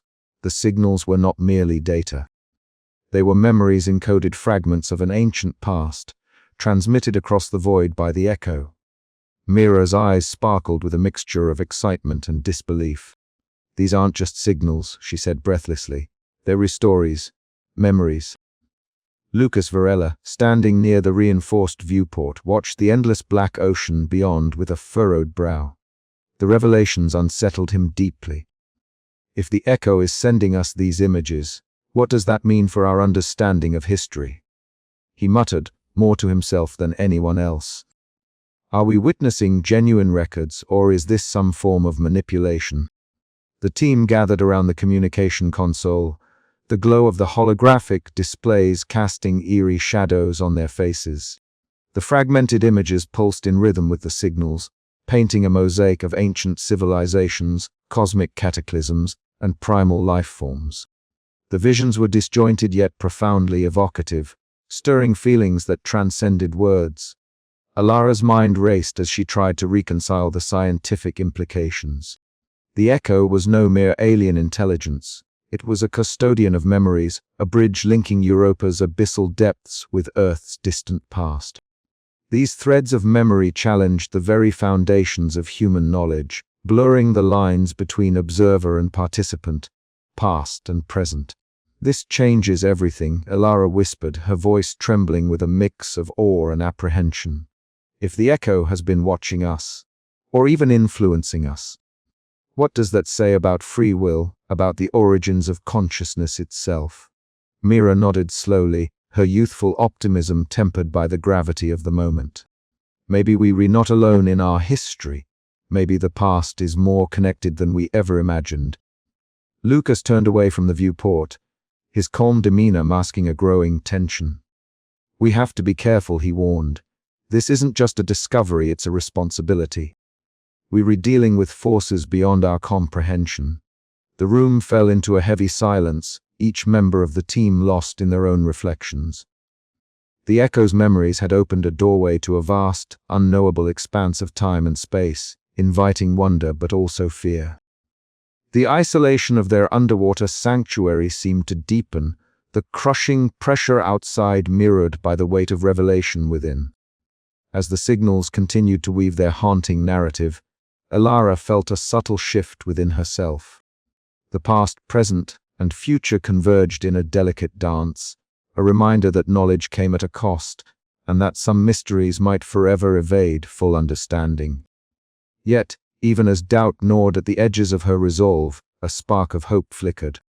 The threads of memory offered a chance to glimpse the interconnectedness of all life, a profound communion across the abyss. It was a moment of transcendent clarity amid the darkness, a testament to humanity's enduring quest for connection. The chapter closed on a note of fragile equilibrium, the team poised on the cusp of revelation and uncertainty. The echo's enigmatic transmissions beckoned them onward, promising both enlightenment and peril as they ventured deeper into the abyssal unknown. The oppressive silence of the underwater colony felt heavier than usual, as if the ocean's crushing depths had seeped into the very walls of the habitat. Flickering lights cast long, wavering shadows across the control room, where the monitors displayed erratic data streams and fragmented signal patterns. Drah. Alara Miles sat motionless, her sharp eyes scanning the cryptic readings before her, but her mind was elsewhere, caught in a web of doubt and unease. The fractures in the team's cohesion had begun subtly, like tiny cracks in a fragile crystal. Yet now they threatened to shatter the delicate balance that held the colony together. Paranoia was no longer just a whisper in the hallways. It had become a palpable presence, gnawing at the edges of reason. "Alara, you need to see this." Mira Chen's voice trembled through the comm link, breaking the heavy silence. The junior communications specialist's usual optimism was replaced by raw fear. "The signals they're changing, not just in pattern but in tone. It's almost like they're reacting." Alara rose, the weight of command settling once again on her shoulders. She exchanged a glance with Lucas Varela, whose broad-shouldered frame seemed to tense with every new anomaly. "Show me," she said, her voice steady but edged with concern.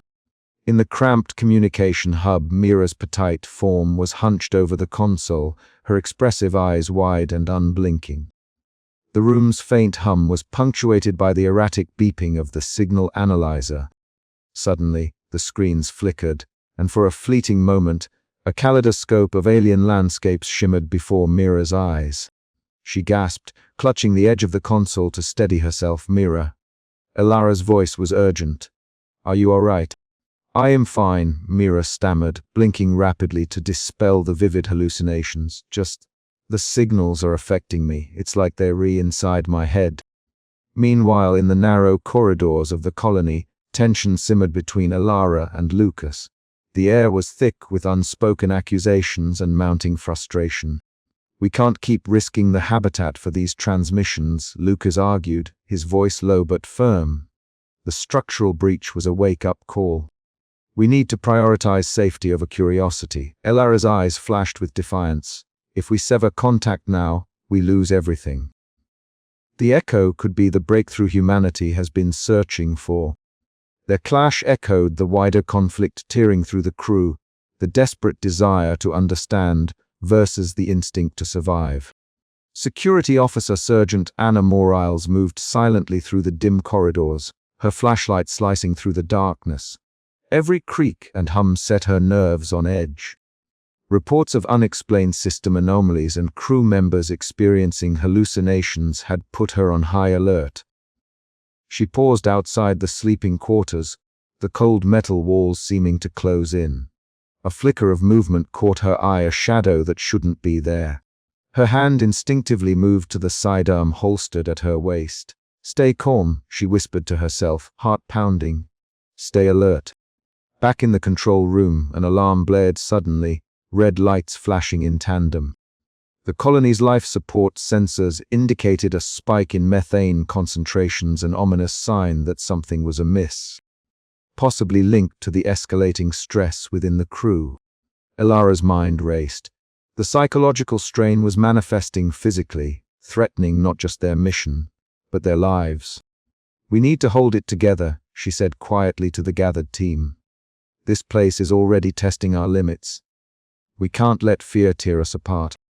But as she spoke, she felt the creeping doubt herself, the isolation, the crushing pressure of the abyss, and the haunting presence of the echo waving into their minds. The boundary between reality and illusion blurred, and the colony stood on the brink of fracturing into chaos. Night fell, or rather, the artificial cycle shifted, but sleep was elusive. Dreams became nightmares, and waking hours were haunted by phantom voices and shifting shadows. Trust eroded as whispers of betrayal and sabotage circulated, each crew member questioning the other's motives. In a desperate bid to restore order, Elara convened an emergency meeting. The room was tense, voices low and edged with fear. "We are stronger together," she implored. "The echo's influence is real, but we must not let it control us. Our minds are our greatest tools and our greatest vulnerabilities." Lucas nodded grudgingly, and even Mira wiped tears from her eyes, steeling herself. Sergeant Morales added, "We'll increase patrols and psychological monitoring. No one gets left alone for long." The team's fragile unity held for now, but beneath the surface, the fractures deepened, fractured realities threatening to engulf them all. As the chapter closed, Elara gazed through the reinforced viewport into the abyssal darkness beyond, where the echo's whispers seemed to pulse with the rhythm of the ocean itself. The question remained, could they survive the shadows within before the pressures from without crushed them? The silence pressed close, but somewhere, deep beneath the ice, the fractured echoes awaited. The control room hummed with the low, constant pulse of machinery, a mechanical heartbeat beneath the waves of Europa's ocean. Dim lights cast long shadows across the faces of the team, their eyes fixed on the monitors that flickered with cryptic patterns unlike any they had seen before. Dr. Elara Miles stood at the forefront, her sharp gaze scanning the shifting arrays of light and sound that danced like ghostly echoes across the screens. Each pulse, each wavering hue, seemed to carry a silent message, a language beyond words, whispered through the fabric of space and time. "It's like the signals are." Breathing, Mira Chen murmured, her petite frame tense with excitement and apprehension. Her expressive eyes reflected the cascade of colors, flickering in rhythm with the strange audio patterns that filled the room, almost alive. Lucas Verila's brow furrowed as he crossed his arms, his rugged beard catching the low light. "Or it's a system glitch," he countered, voice steady but edged with skepticism. "We need to rule out any technical interference before jumping to conclusions." Elara's eyes never left the displays. "We've already eliminated the usual suspects," she said quietly. "This is something different, something deliberate." The signals had evolved over days, becoming more coherent and complex. No longer random bursts of static or noise, they now formed identifiable patterns, pulses that resembled rhythmic beats. Fractal visuals that shifted and morphed with an intelligence that defied human understanding. The team found themselves caught between wonder and dread, suspended in a moment that felt both infinitely expansive and crushingly confined. Later, Alara retreated from the control room to the observation deck, a translucent viewport that revealed the abyssal ocean beyond. The murky darkness was punctuated by the bioluminescent glow of strange aquatic creatures, their faint light tracing ghostly trails through the water. She pressed her hand against the cold glass, as if reaching out to touch the unseen presence that had invaded their world. The silence was profound, broken only by the distant hum of the colony's life support systems and the occasional creak of the pressure hull. Alara's mind drifted to the echo, this alien intelligence that seemed to watch them silently, communicating through waves and pulses, yet never revealing itself fully. Was it a guardian, an observer, or something beyond comprehension? Back inside, tensions simmered beneath the surface. Lucas and Mira sat close, their whispered debate a fragile thread holding the team's fragile cohesion together. If this presence is a guardian, Mira said, maybe it's trying to protect us, or guide us. Lucas shook his head. Or it's testing us. We don't know its intentions. We have to prepare for anything. Their conversation was interrupted by the sudden flicker of the monitors. Visual patterns coalesced into a series of complex shapes, walls, and spirals that pulsed with a hypnotic cadence. The audio shifted to a melodic tone, haunting and beautiful, like a song from the depths of the cosmos. Sergeant Anna Morales patrolled the corridors, every sense alert. The shadows seemed to lengthen, and the air grew heavy with an intangible presence. She couldn't shake the feeling of being watched, not in a threatening way, but as if the echo lingered just beyond perception, a silent sentinel guarding the fragile human outpost. This place, it's alive, Anna whispered to herself, footsteps echoing softly as she moved, and it's watching us. As hours turned into days, the team grappled with their growing awareness of the echo's presence. The signals hinted at a consciousness intertwined with the ocean itself, an ancient remnant of an extraterrestrial civilization that had long observed the emergence of life on Earth and beyond. The paradox of their situation was clear. They were profoundly isolated, yet under constant observation. Vulnerable, yet somehow protected. Alara convened a meeting in the central chamber. The team gathered around a holographic display. We must approach this with both caution and openness, she said, voice steady but tinged with urgency. The echo is no longer just a signal. It's a presence. We are not alone down here. Lucas nodded slowly, but we cannot ignore the risks. This presence could be indifferent or even hostile. We need protocols in place for contact and, if necessary, containment. Mira's eyes shone with determination. Or maybe this is our chance to understand something greater than ourselves. To connect. The conversation stretched into the night, the boundaries between science and philosophy blurring beneath the crushing weight of isolation. The echo's cryptic patterns continued to pulse silently through the colony's systems, a reminder of the vast unknown pressing in from all sides. Alara found herself once again at the observation deck, staring out into the abyss. The faint glow of the ocean's creatures flickered like distant stars. Somewhere out there the echo watched and waited, and she knew that whatever came next would change them all forever. As the chapter closed, a new pattern emerged on the monitors, a sequence of signals unlike any before, hinting at a message, or perhaps a question from the echo itself. The team held their breath, caught between fear and hope, on the brink of a revelation that could redefine their understanding of life, consciousness, and connection in the vast, silent depths of Europa's ocean. The laboratory was suffused with a pale glow from the array of monitors and holographic projectors, their light refracting softly through the humidified air of the underwater colony's research hub. Justa Alara Miles stood beside Mira Chen, her gaze locked on the swirling patterns that danced midair, suspended in three-dimensional space like spectral ribbons of light. Each movement of their hands coaxed new layers of the alien signals into visibility. Colors shifted from deep violet to shimmering gold, fractal geometries folding and unfolding in seemingly impossible configurations. Mira's voice broke the reverent silence. "Look at this, Juta Miles, this segment here, it's recursive. It folds back on itself, like an echo within the echo."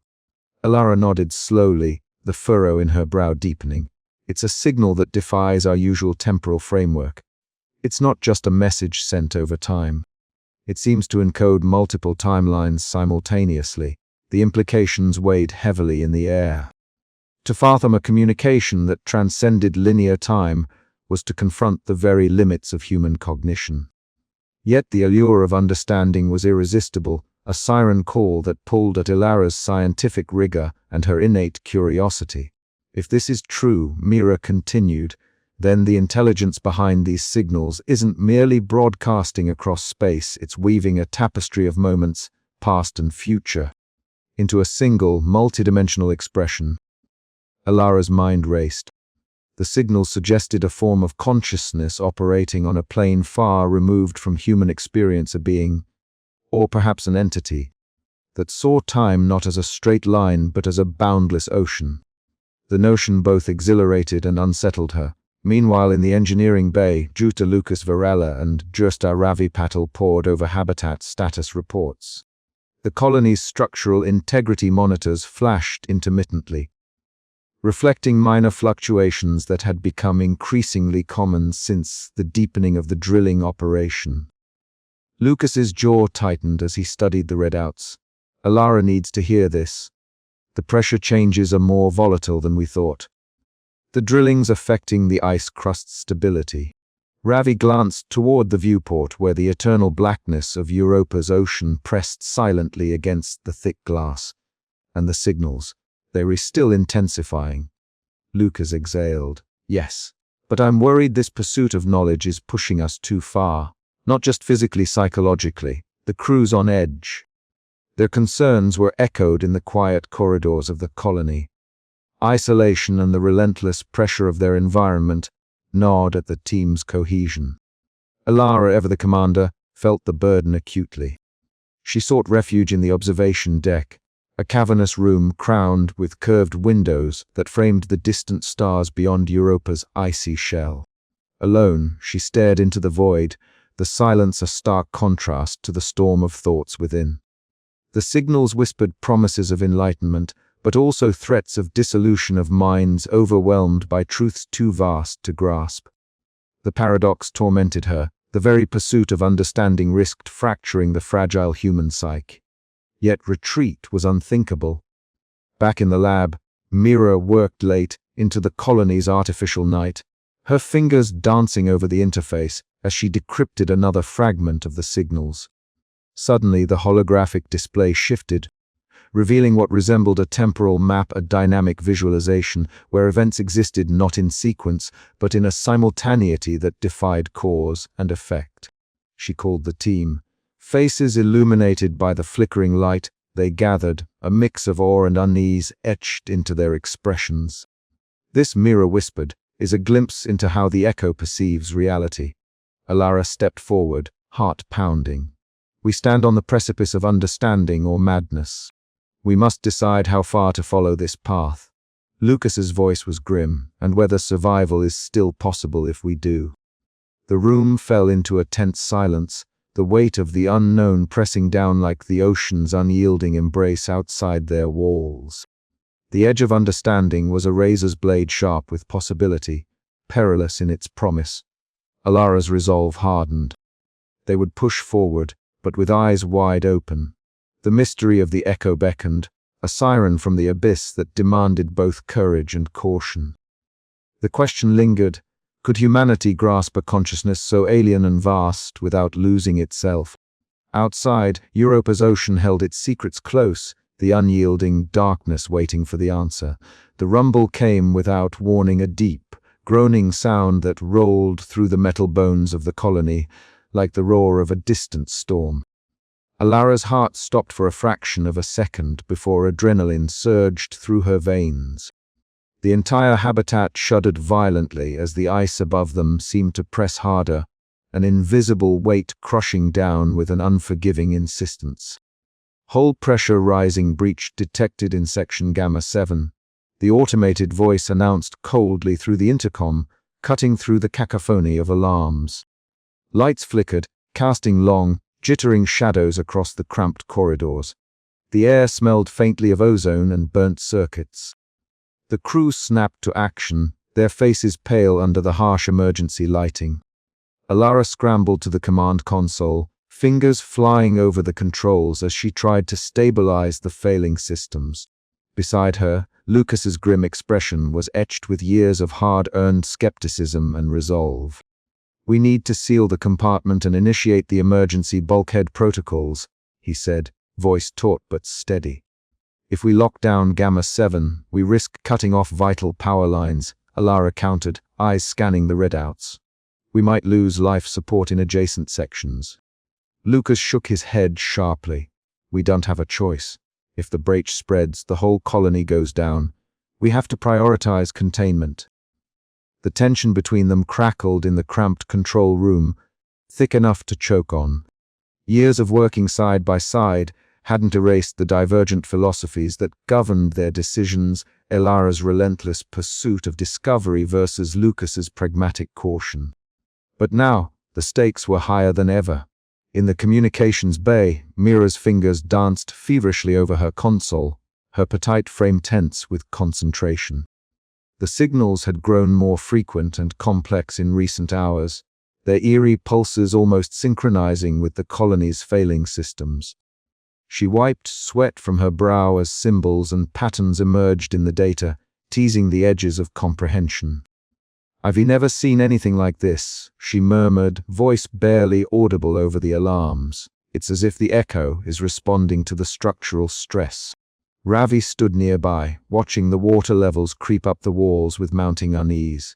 "The marine life is reacting too," he said quietly. "There's agitation in the bioluminescent species. The ecosystem is in turmoil." Suddenly, a violent jolt threw everyone off balance. A section of the ceiling panels collapsed, sending a shower of sparks and debris onto the floor. Sergeant Morales shouted orders, rallying the crew into motion. "Evacuate to the upper decks. Move fast but stay calm." Water surged through the breached compartment, rushing like a living thing intent on swallowing the colony whole. The corridors became rivers, the hiss of pressurized air mingling with the frantic shouts and footsteps of the crew. Alara's mind raced, every second counted. In the chaos, the fractures in team cohesion widened. Some questioned Alara's leadership, accusing her of recklessness. Others rallied behind her vision, desperate for hope amid the collapse. Lucas's pragmatic insistence on evacuation clashed sharply with Alara's determination to stabilize and continue exploration. "We can't just abandon everything," Alara pleaded during a tense meeting in the emergency shelter. "The echo, the signals, they were the key. If we lose contact now, we lose everything." Lucas's jaw clenched. "If we lose the colony, we lose everyone. Prioritize survival."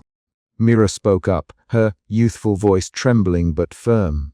"There might be a way to use the signals to predict structural weaknesses if we can decode them fast enough. We could buy time." The room fell silent. The impossible now seemed within reach, but only if the team could pull together.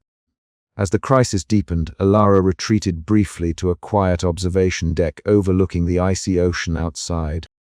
The crushing darkness pressed against the thick glass, a reminder of the abyss that surrounded them. She closed her eyes, the psychic impressions from the echo swirling in her mind, fragments of memory, warning, and invitation. Her reflection stared back, tense, haunted, but unyielding. The weight of command pressed down as heavily as the ice above, yet within her burned a fragile spark of hope. The colony was collapsing, but so was the old certainty of their place in the cosmos. From the wreckage, something new might yet emerge. As alarms blared anew and the water rose ever higher, Alara made a decision, one that would test every ounce of her resilience. and the bonds of a team teetering on the brink of destruction. "Prepare for emergency protocols," she ordered, voice steady despite the storm within. "We survive this together." Outside, the ocean kept its silent watch, the echo waiting patiently beneath the ice. The air inside the command center was heavy with tension, thick enough to be cut by the sterile hum of machinery and the distant creaks of Europa's shifting ice above. Alara Miles stood at the center of the room, her sharp eyes fixed on the holographic display hovering before her. The swirling patterns of the echo's signals flickered and pulsed like an otherworldly heartbeat, casting long shadows that danced on the faces of her team. Around her the crew assembled in a semicircle, each face etched with the strain of sleepless nights and harrowing discoveries. Drr. Lucas Varela's broad frame leaned against the wall, arms crossed. His rugged beard tightened into a scowl that mirrored the unease settling in his chest. Mira Chen sat at a nearby console, her petite form tense, fingers poised over the keyboard as she prepared to present her latest deciphering. Alara took a deep breath, steadying herself. "We've reached a crossroads," she began, her voice low but resolute. "The echo is no longer just an enigma. It's a presence with intent. The signals suggest communication, perhaps even a warning. We must decide whether to deepen our contact or sever the connection to protect the colony." A murmur rippled through the room. The weight of the choice pressed down on everyone, the crushing pressure of the ocean above mirrored by the invisible burden they now carried. Lucas stepped forward, voice tight with conviction. "With all due respect, Alara, pushing further into this contact could jeopardize everything we've built. The breach showed us how fragile this place really is. We can't afford to take risks with an unknown intelligence that might be hostile or manipulative. Our priority must be safety." Alara met his gaze, the flicker of doubt she'd been wrestling with mirrored in her eyes. But to cut off communication now would be to turn our backs on discovery. What if this is the key to understanding not just Europa, but life itself? The echo might be offering us knowledge we never dreamed possible. Mira hesitated, then spoke softly. "Ivy found new patterns fragments that suggest the echo's intentions aren't malevolent. It's reaching out, trying to connect. We owe it to ourselves to listen." The room fell into a heavy silence as each member wrestled with their own fears and hopes. The isolation of their submerged home pressed in, making every decision feel monumental. Later, in the cold, narrow corridor of the habitat, Lucas cornered Alara. "You're risking us all," he said quietly, the hum of life support systems surrounding them. "If this intelligence is beyond our control, it could destroy everything." Alara shook her head, determination hardening her features. "I understand the risks. But to live in fear is to deny our purpose. We came here to explore the unknown." This is that moment. Back in the communications bay, Mira's hands trembled as she decoded another segment of the echo's transmissions. The soft pulses of light from the console seemed to echo her fragile hope. She whispered to herself, "This is more than signals. It's a bridge." The final decision came in the conference room, where the crew gathered once more to cast their votes.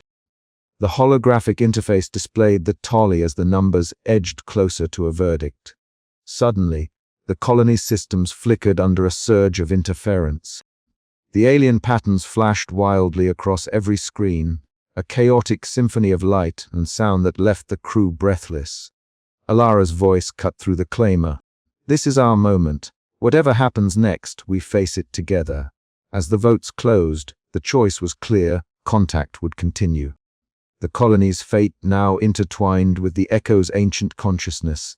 They stood on the precipice of profound discovery and unknown peril. The weight of isolation, the thrill of connection, the pressure of the abyss all converged in this choice. Alara knew that whatever the outcome, their lives would never be the same.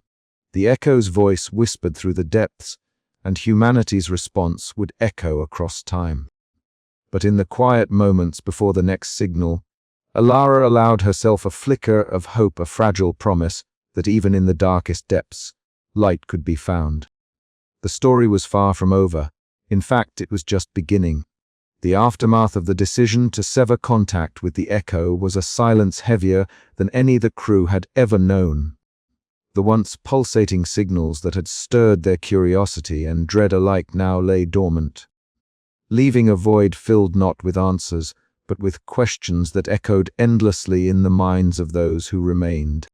In the dimly lit common area of the colony, the survivors gathered in small, fragmented groups, their faces pale beneath the flickering holo displays that traced the scars left by the recent crisis. The breach, the flooding, the near collapse of their habitat all were etched vividly into the colony's memory, tangible reminders of the price they had paid. Alara Miles sat quietly, her sharp eyes flickering over the schematics of the repaired sections, her mind weighed down by the burden of command and the losses endured. She glanced up as Mira Chen approached, carrying a stack of decoded fragments from the Echo's last transmissions.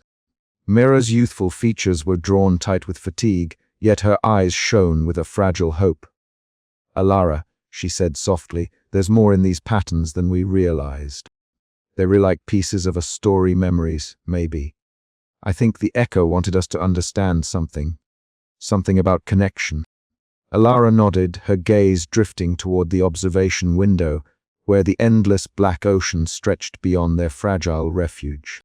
"We were given a glimpse," she murmured, "but at what cost? We almost lost everything." Lucas Varela entered the room, his broad shoulders hunched under a weight that was not just physical. His rugged beard was flecked with gray, a testament to the relentless pressure they had endured. "The structural repairs are holding," he reported, voice steady but tinged with exhaustion. "But the colony feels different, tense, fractured. We need to be careful, this isolation, the fear it's wearing on us all." Sergeant Anna Morales stood near the entrance, her vigilant eyes scanning the room. "Security protocols have been tightened," she added. "We can't afford another breach, physical or psychological." The room fell into a heavy silence. Each member of the crew wrestled with their own ghosts' visions, conjured by the Echo's psychic impressions, memories of lost colleagues, and the haunting loneliness of their submerged world. The knowledge they had gained was profound, reshaping their understanding of life, consciousness, and the cosmos. Yet it was a knowledge that came wrapped in uncertainty and sacrifice. In the days that followed, the crew worked tirelessly to restore the colony to a semblance of normalcy. Patel resumed his studies of Europa's strange aquatic life forms, searching for signs of how the ecosystem might have been influenced by the Echo. Mira continued her analysis of the signals, determined to uncover any remaining truths hidden within the silence. Lucas coordinated the maintenance teams, his pragmatic approach anchoring the crew amid the storm of emotions. Alara found herself retreating more often to solitary contemplation.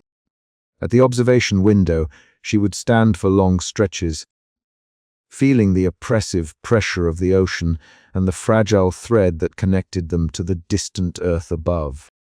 The Echo's presence lingered in her mind like a whispered promise, a haunting reminder of what had been and what might never be again.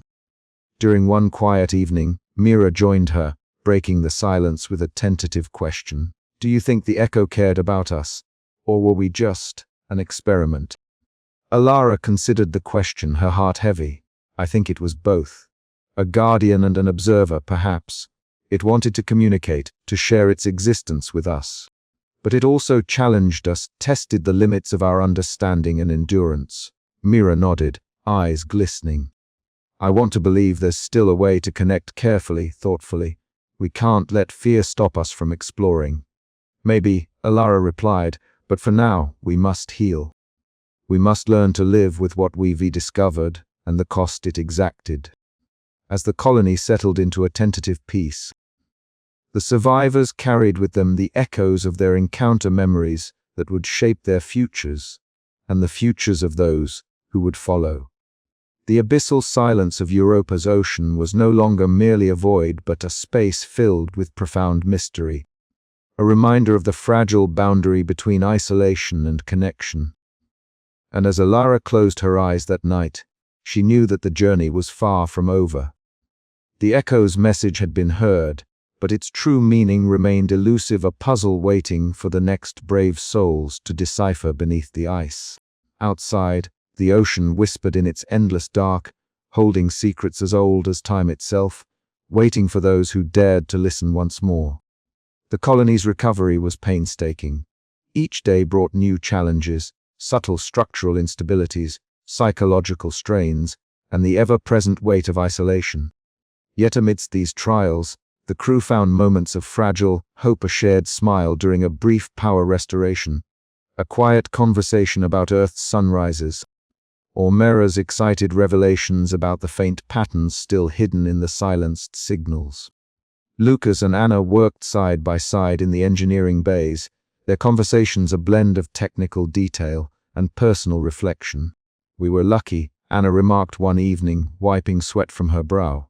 "Too lucky," Lucas sighed, his gaze fixed on the tangled wires and patched conduits. "Luck only gets you so far, it's what we do with the aftermath that counts." Meanwhile, Patil's marine biology lab became a sanctuary for some, a place where life persisted despite the darkness. His samples of bioluminescent creatures pulsed gently, a reminder that even in the crushing depths, life found a way. And Alara, ever the leader, struggled to balance her responsibilities with the ghosts of her past. The mentor she had lost in Earth's deep seas seemed a distant shadow now, but her lessons remained etched into Alara's resolve. She gathered the team for a meeting in the central command room, her voice steady but filled with unspoken emotion. "We've effaced the abyss and glimpsed the unknown. We've lost friends and parts of ourselves along the way. But we are still here, still standing. This experience has changed us all, some of us more deeply than others." Her eyes met each face in the room, searching for strength, unity. "Our mission continues, but we must proceed with caution and care. The echo's silence is not the end, but a pause, a chance to reflect before we take the next step." Mira raised her hand hesitantly. "What if we're not ready? What if the next contact is even more dangerous?" Alara smiled faintly. "Then we prepare, we learn, we protect each other. Because in the vastness of the universe, no one is truly alone. We carry each other in memory, in hope, in the echo of our shared journey." Outside, the dark ocean pressed against the colony's hull, an unyielding reminder of the mysteries yet to be uncovered, and the delicate balance between fear and wonder that defined their existence beneath Europa's ice. The survivors had crossed a threshold. The cost was great, but the horizon beyond shimmered faintly with the promise of new beginnings. The echo's silence was not a surrender, but a challenge, a call to endure, to connect, and to explore the boundless depths of both ocean and spirit. And so, beneath the silence, life continued, fragile yet unyielding, in the shadow of the unknown. The humming silence of the colony was no longer just a background hum. It had become a presence, a living pulse that echoed the rhythm of the ocean beyond the thick ice. Alara Miles stood alone on the observation deck, her sharp eyes tracing the faint shimmer of phosphorescent light that danced just beyond the glass. The ocean depths beneath Europa's frozen shell stretched infinitely, a dark expanse that had once been a barrier but now felt like a gateway. The echo's signals still pulsed faintly in her mind, a resonance that refused to fade. It was more than a memory. It was a lingering whisper, a call from the ancient intelligence that had intertwined itself with their consciousness. Alara closed her eyes, inhaling the sterile air of the habitat, and allowed herself to drift in that tenuous space between past and present, between human and alien, between fear and wonder. Inside the communal area, a cluster of voices broke the hushed quiet. Mira Chen's youthful enthusiasm was unmistakable as she animatedly explained her latest theory to the small group gathered around her. "What if the echo isn't just sending us signals?" she mused, her expressive eyes bright with the thrill of discovery. "What if it's sharing fragments of its own memories that are somehow connected to our own consciousness?" Alara nodded slowly, her mind racing. The fragmented images and impressions she had experienced visions of ancient worlds, echoes of Earth's distant past now made more sense in this light. "It's as if time itself is folding," she said softly. "The echo's memories resonate with our own, blurring the boundaries." Lucas Varela listened quietly, his rugged face serious under the flickering lights. He had spent the last hours inspecting the colony's weakening structural systems, the aftermath of the breach still fresh and raw. The weight of responsibility pressed down on him like the crushing pressure of the ocean outside. "We have to stay grounded," he said firmly. "No matter how profound this experience is, if the colony collapses, none of it will matter." His pragmatism was a steadying force, a reminder that the wonder they felt came with costs. The tension between curiosity and survival was a constant undercurrent in the submerged world they inhabited. Meanwhile, Ravi Patel was immersed in a quieter moment of discovery. He gently observed a bioluminescent creature he had found near the colony's perimeter, a delicate organism pulsing with soft, ethereal light. The creature's faint glow was a whisper of life thriving in the abyss, a symbol of the fragile beauty and mystery that surrounded them. "There's so much more here," Ravi murmured to himself, his voice filled with reverence. "The ocean is alive in ways we're only beginning to understand." As the hours slipped by, the survivors shared their reflections and discoveries. Each carried the echo's influence in unique ways, memories that refused to be confined by time, emotions that transcended their physical isolation, and a shared sense of connection that stretched beyond the boundaries of their habitat. Alara found herself drawn back to the observation deck repeatedly, compelled by the silent conversation between the colony and the vast ocean. She thought of the ancient intelligence, not as an alien other, but as a guardian of cosmic memory, a presence that challenged humanity's understanding of existence. The line between self and echo blurred, and with it came both fear and a strange comfort. "We're not alone," Mira said one evening, her voice barely above a whisper as they gathered to watch the faint light show beneath the ice. "Not just here, but in time, in memory." Lucas gave a rare, small smile. "Maybe that's what we need to remember, that connection, even in isolation." The colony's damaged systems hummed steadily, a fragile heartbeat in the abyss. Outside, the ocean's bioluminescent glow pulsed softly, a silent witness to the unfolding story of humanity's encounter with the unknown. As the survivors contemplated their place in the cosmos, they knew their journey was far from over. The echo's resonance had awakened something within them, a profound awareness of the intertwining of past and future, of life and consciousness. They were changed, no longer just explorers of Europa's ocean, but participants in an ancient dialogue that spanned the stars and the depths of their own minds. And yet the question lingered, like the distant hum beneath the ice. How to live with the knowledge that reality itself could shift and ripple like the waves beyond their fragile refuge. The silence stretched heavy with possibility as the colony settled into the uneasy calm of understanding. Somewhere, deep in the dark ocean, the echo watched and waited, its ancient consciousness weaving through the currents of time and space, a timeless sentinel of memory and connection. Alara turned away from the window, the weight of the future pressing on her shoulders.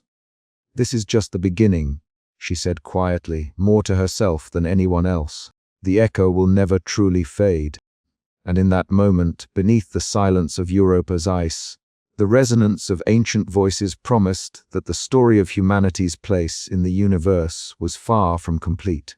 The faint, eerie glow of bioluminescent creatures flickered beyond the thick ice crust, casting wavering shadows against the panoramic viewport of the submerged colony. Alara Miles stood motionless, her sharp eyes reflecting the ghostly blue and green hues of Europa's alien ocean. The silence of the abyss stretched infinitely beyond the glass, a vast unknown that had both tested and transformed her. After months of isolation, extreme pressure, and confronting the enigmatic echo, the ancient intelligence that had whispered through time and space, a fragile ember of hope now kindled within her. Around her, the colony was slowly stirring from the tense aftermath of their ordeal. The breach and subsequent crisis had left scars not just physical but psychological. Yet, the survivors had endured. They had learned, adapted, and now, as the oppressive weight of despair began to lift, they looked toward a new horizon. A future where the mysteries of Europa's ocean could be pursued with renewed vigor but tempered caution. Elara's gaze shifted as footsteps approached. Mira Chen, the young communications specialist, whose breakthroughs had unlocked critical facets of the Echo's signals, entered the observation deck. Her petite frame was animated with an energy that contrasted the stillness around them. "Drah. Miles," Mira began, a hopeful lilt in her voice. "IV refined the signal patterns further. There's a complexity here we hadn't grasped before, layers within layers. It's as if the Echo's messages are evolving, adapting to us as we understand more." Elara nodded slowly, a faint smile touching her lips. "Show me." In the lab's softly lit chamber, Mira projected swirling holographic images, cryptic, pulsating patterns that danced in midair. Lucas, Varela, and Dre. Ravi Patel joined them, their rugged and thoughtful faces illuminated by the gentle glow. The atmosphere, once thick with tension and doubt, now brimmed with cautious excitement. These new layers, Mira explained, pointing with swift, precise gestures, could indicate a form of learning or even an invitation. The Echo might be trying to communicate on a deeper level, but we'll need more data to be certain. Lucas, pragmatic as ever, furrowed his brow. "It's promising, but we can't ignore the risks. Our last incident showed how fragile this place is. Any new drilling or signal probing has to be carefully controlled." Ravi added thoughtfully, "And the biological responses. The aquatic life seems affected by the signals. We need to understand the ecosystem better before pushing further." Elara absorbed their words, weighing hope against caution. The burden of leadership pressed once again, but now it was tempered by the collective resolve of her team. She saw in their eyes the same yearning she felt to push beyond the abyss, to forge connections across the silent gulf of space and time. Later, in the common area, Anna Morales and Elara discussed security protocols for upcoming missions. The low hum of life support systems underscored their conversation, a reminder of the precariousness of their existence. "We can't afford another breach," Anna said quietly, her vigilant gaze meeting Elara's. "Procedures must be strict but flexible. The unknown is still out there, and we need to be ready for anything." Elara acknowledged the gravity of the moment. "Agreed. We will move forward carefully, but we won't let fear paralyze us. Our mission is bigger than any one of us." The team reconvened around a digital topographical map of Europa's ocean floor, marking potential drilling sites and research targets. The room buzzed with the murmur of ideas, hopes, and plans. The isolation that had once threatened to unravel them was now the crucible forging a shared purpose. The Echo's presence lingered like a shadow, a reminder of the mysteries yet to be unraveled. As they laid out their vision, Elara felt an unfamiliar lightness, a hope that transcended the crushing pressure of the ocean above and the weight of solitude within. The journey beneath Europa's ice was far from over. New horizons awaited, vast and uncharted, beckoning humanity to reach deeper into the cosmic unknown. Yet even as hope blossomed, questions lingered. How would they balance the thirst for discovery with the limits imposed by their fragile environment? Could they maintain their unity amid the psychological strains that isolation and contact with the unknown wrought? And what truths lay hidden in the depths, waiting to echo once more across time and space? Elara's eyes returned to the dark ocean beyond the glass. Somewhere in those fathoms, the echo waited patient, enigmatic, eternal. And so would they, seekers of knowledge and connection, poised on the cusp of a new dawn beneath the silence. The observation dome was silent except for the steady pulse of the colony's life support systems and the distant, muted creaks of shifting ice. Drear. Elara Miles stood alone, her eyes fixed on the vast, dark ocean extending endlessly beyond the thick, transparent shield of Europa's ice crust. The bioluminescent flickers of strange aquatic life danced like ghostly lanterns in the abyss, illuminating the water with an otherworldly glow that seemed both inviting and forbidding. It was a haunting tableau, a world utterly alien and yet inexplicably intimate. Alara's breath fogged the glass as she pressed her palm against the cold surface, feeling the weight of the crushing silence that enveloped them. The echo was gone now, its cryptic signals ceased, leaving behind a void filled with questions and the heavy burden of knowledge.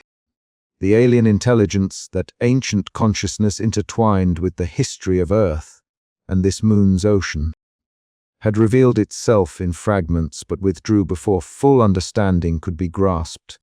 Behind her, the colony hummed softly, a fragile sanctuary carved out beneath the ice. The survivors gathered in the central common area, their faces pale and drawn after weeks of relentless strain. Drr. Lucas Varela stood near the entrance, his broad shoulders tense but steady, offering a silent form of support. Mirachen's expressive eyes darted nervously as she clutched a data pad, still processing the revelations that had reshaped their understanding of life itself. Dra. Ravi Patil sat quietly, his gaze distant as if searching for answers within the patterns of the alien ocean's creatures. Sergeant Anna Morales, vigilant as ever, kept watchful eyes on the group, embodying the fragile safety they still possessed. The atmosphere was charged with a bittersweet camaraderie born from shared trauma and profound awe. They had touched the edges of a cosmic mystery, glimpsed a consciousness whose breadth spanned time and space, and survived. The cost had been steep loss, fear, and the gnawing isolation that now seemed even more acute in the wake of contact. Alara turned back to the console where the final recordings of the echo still pulsed faintly.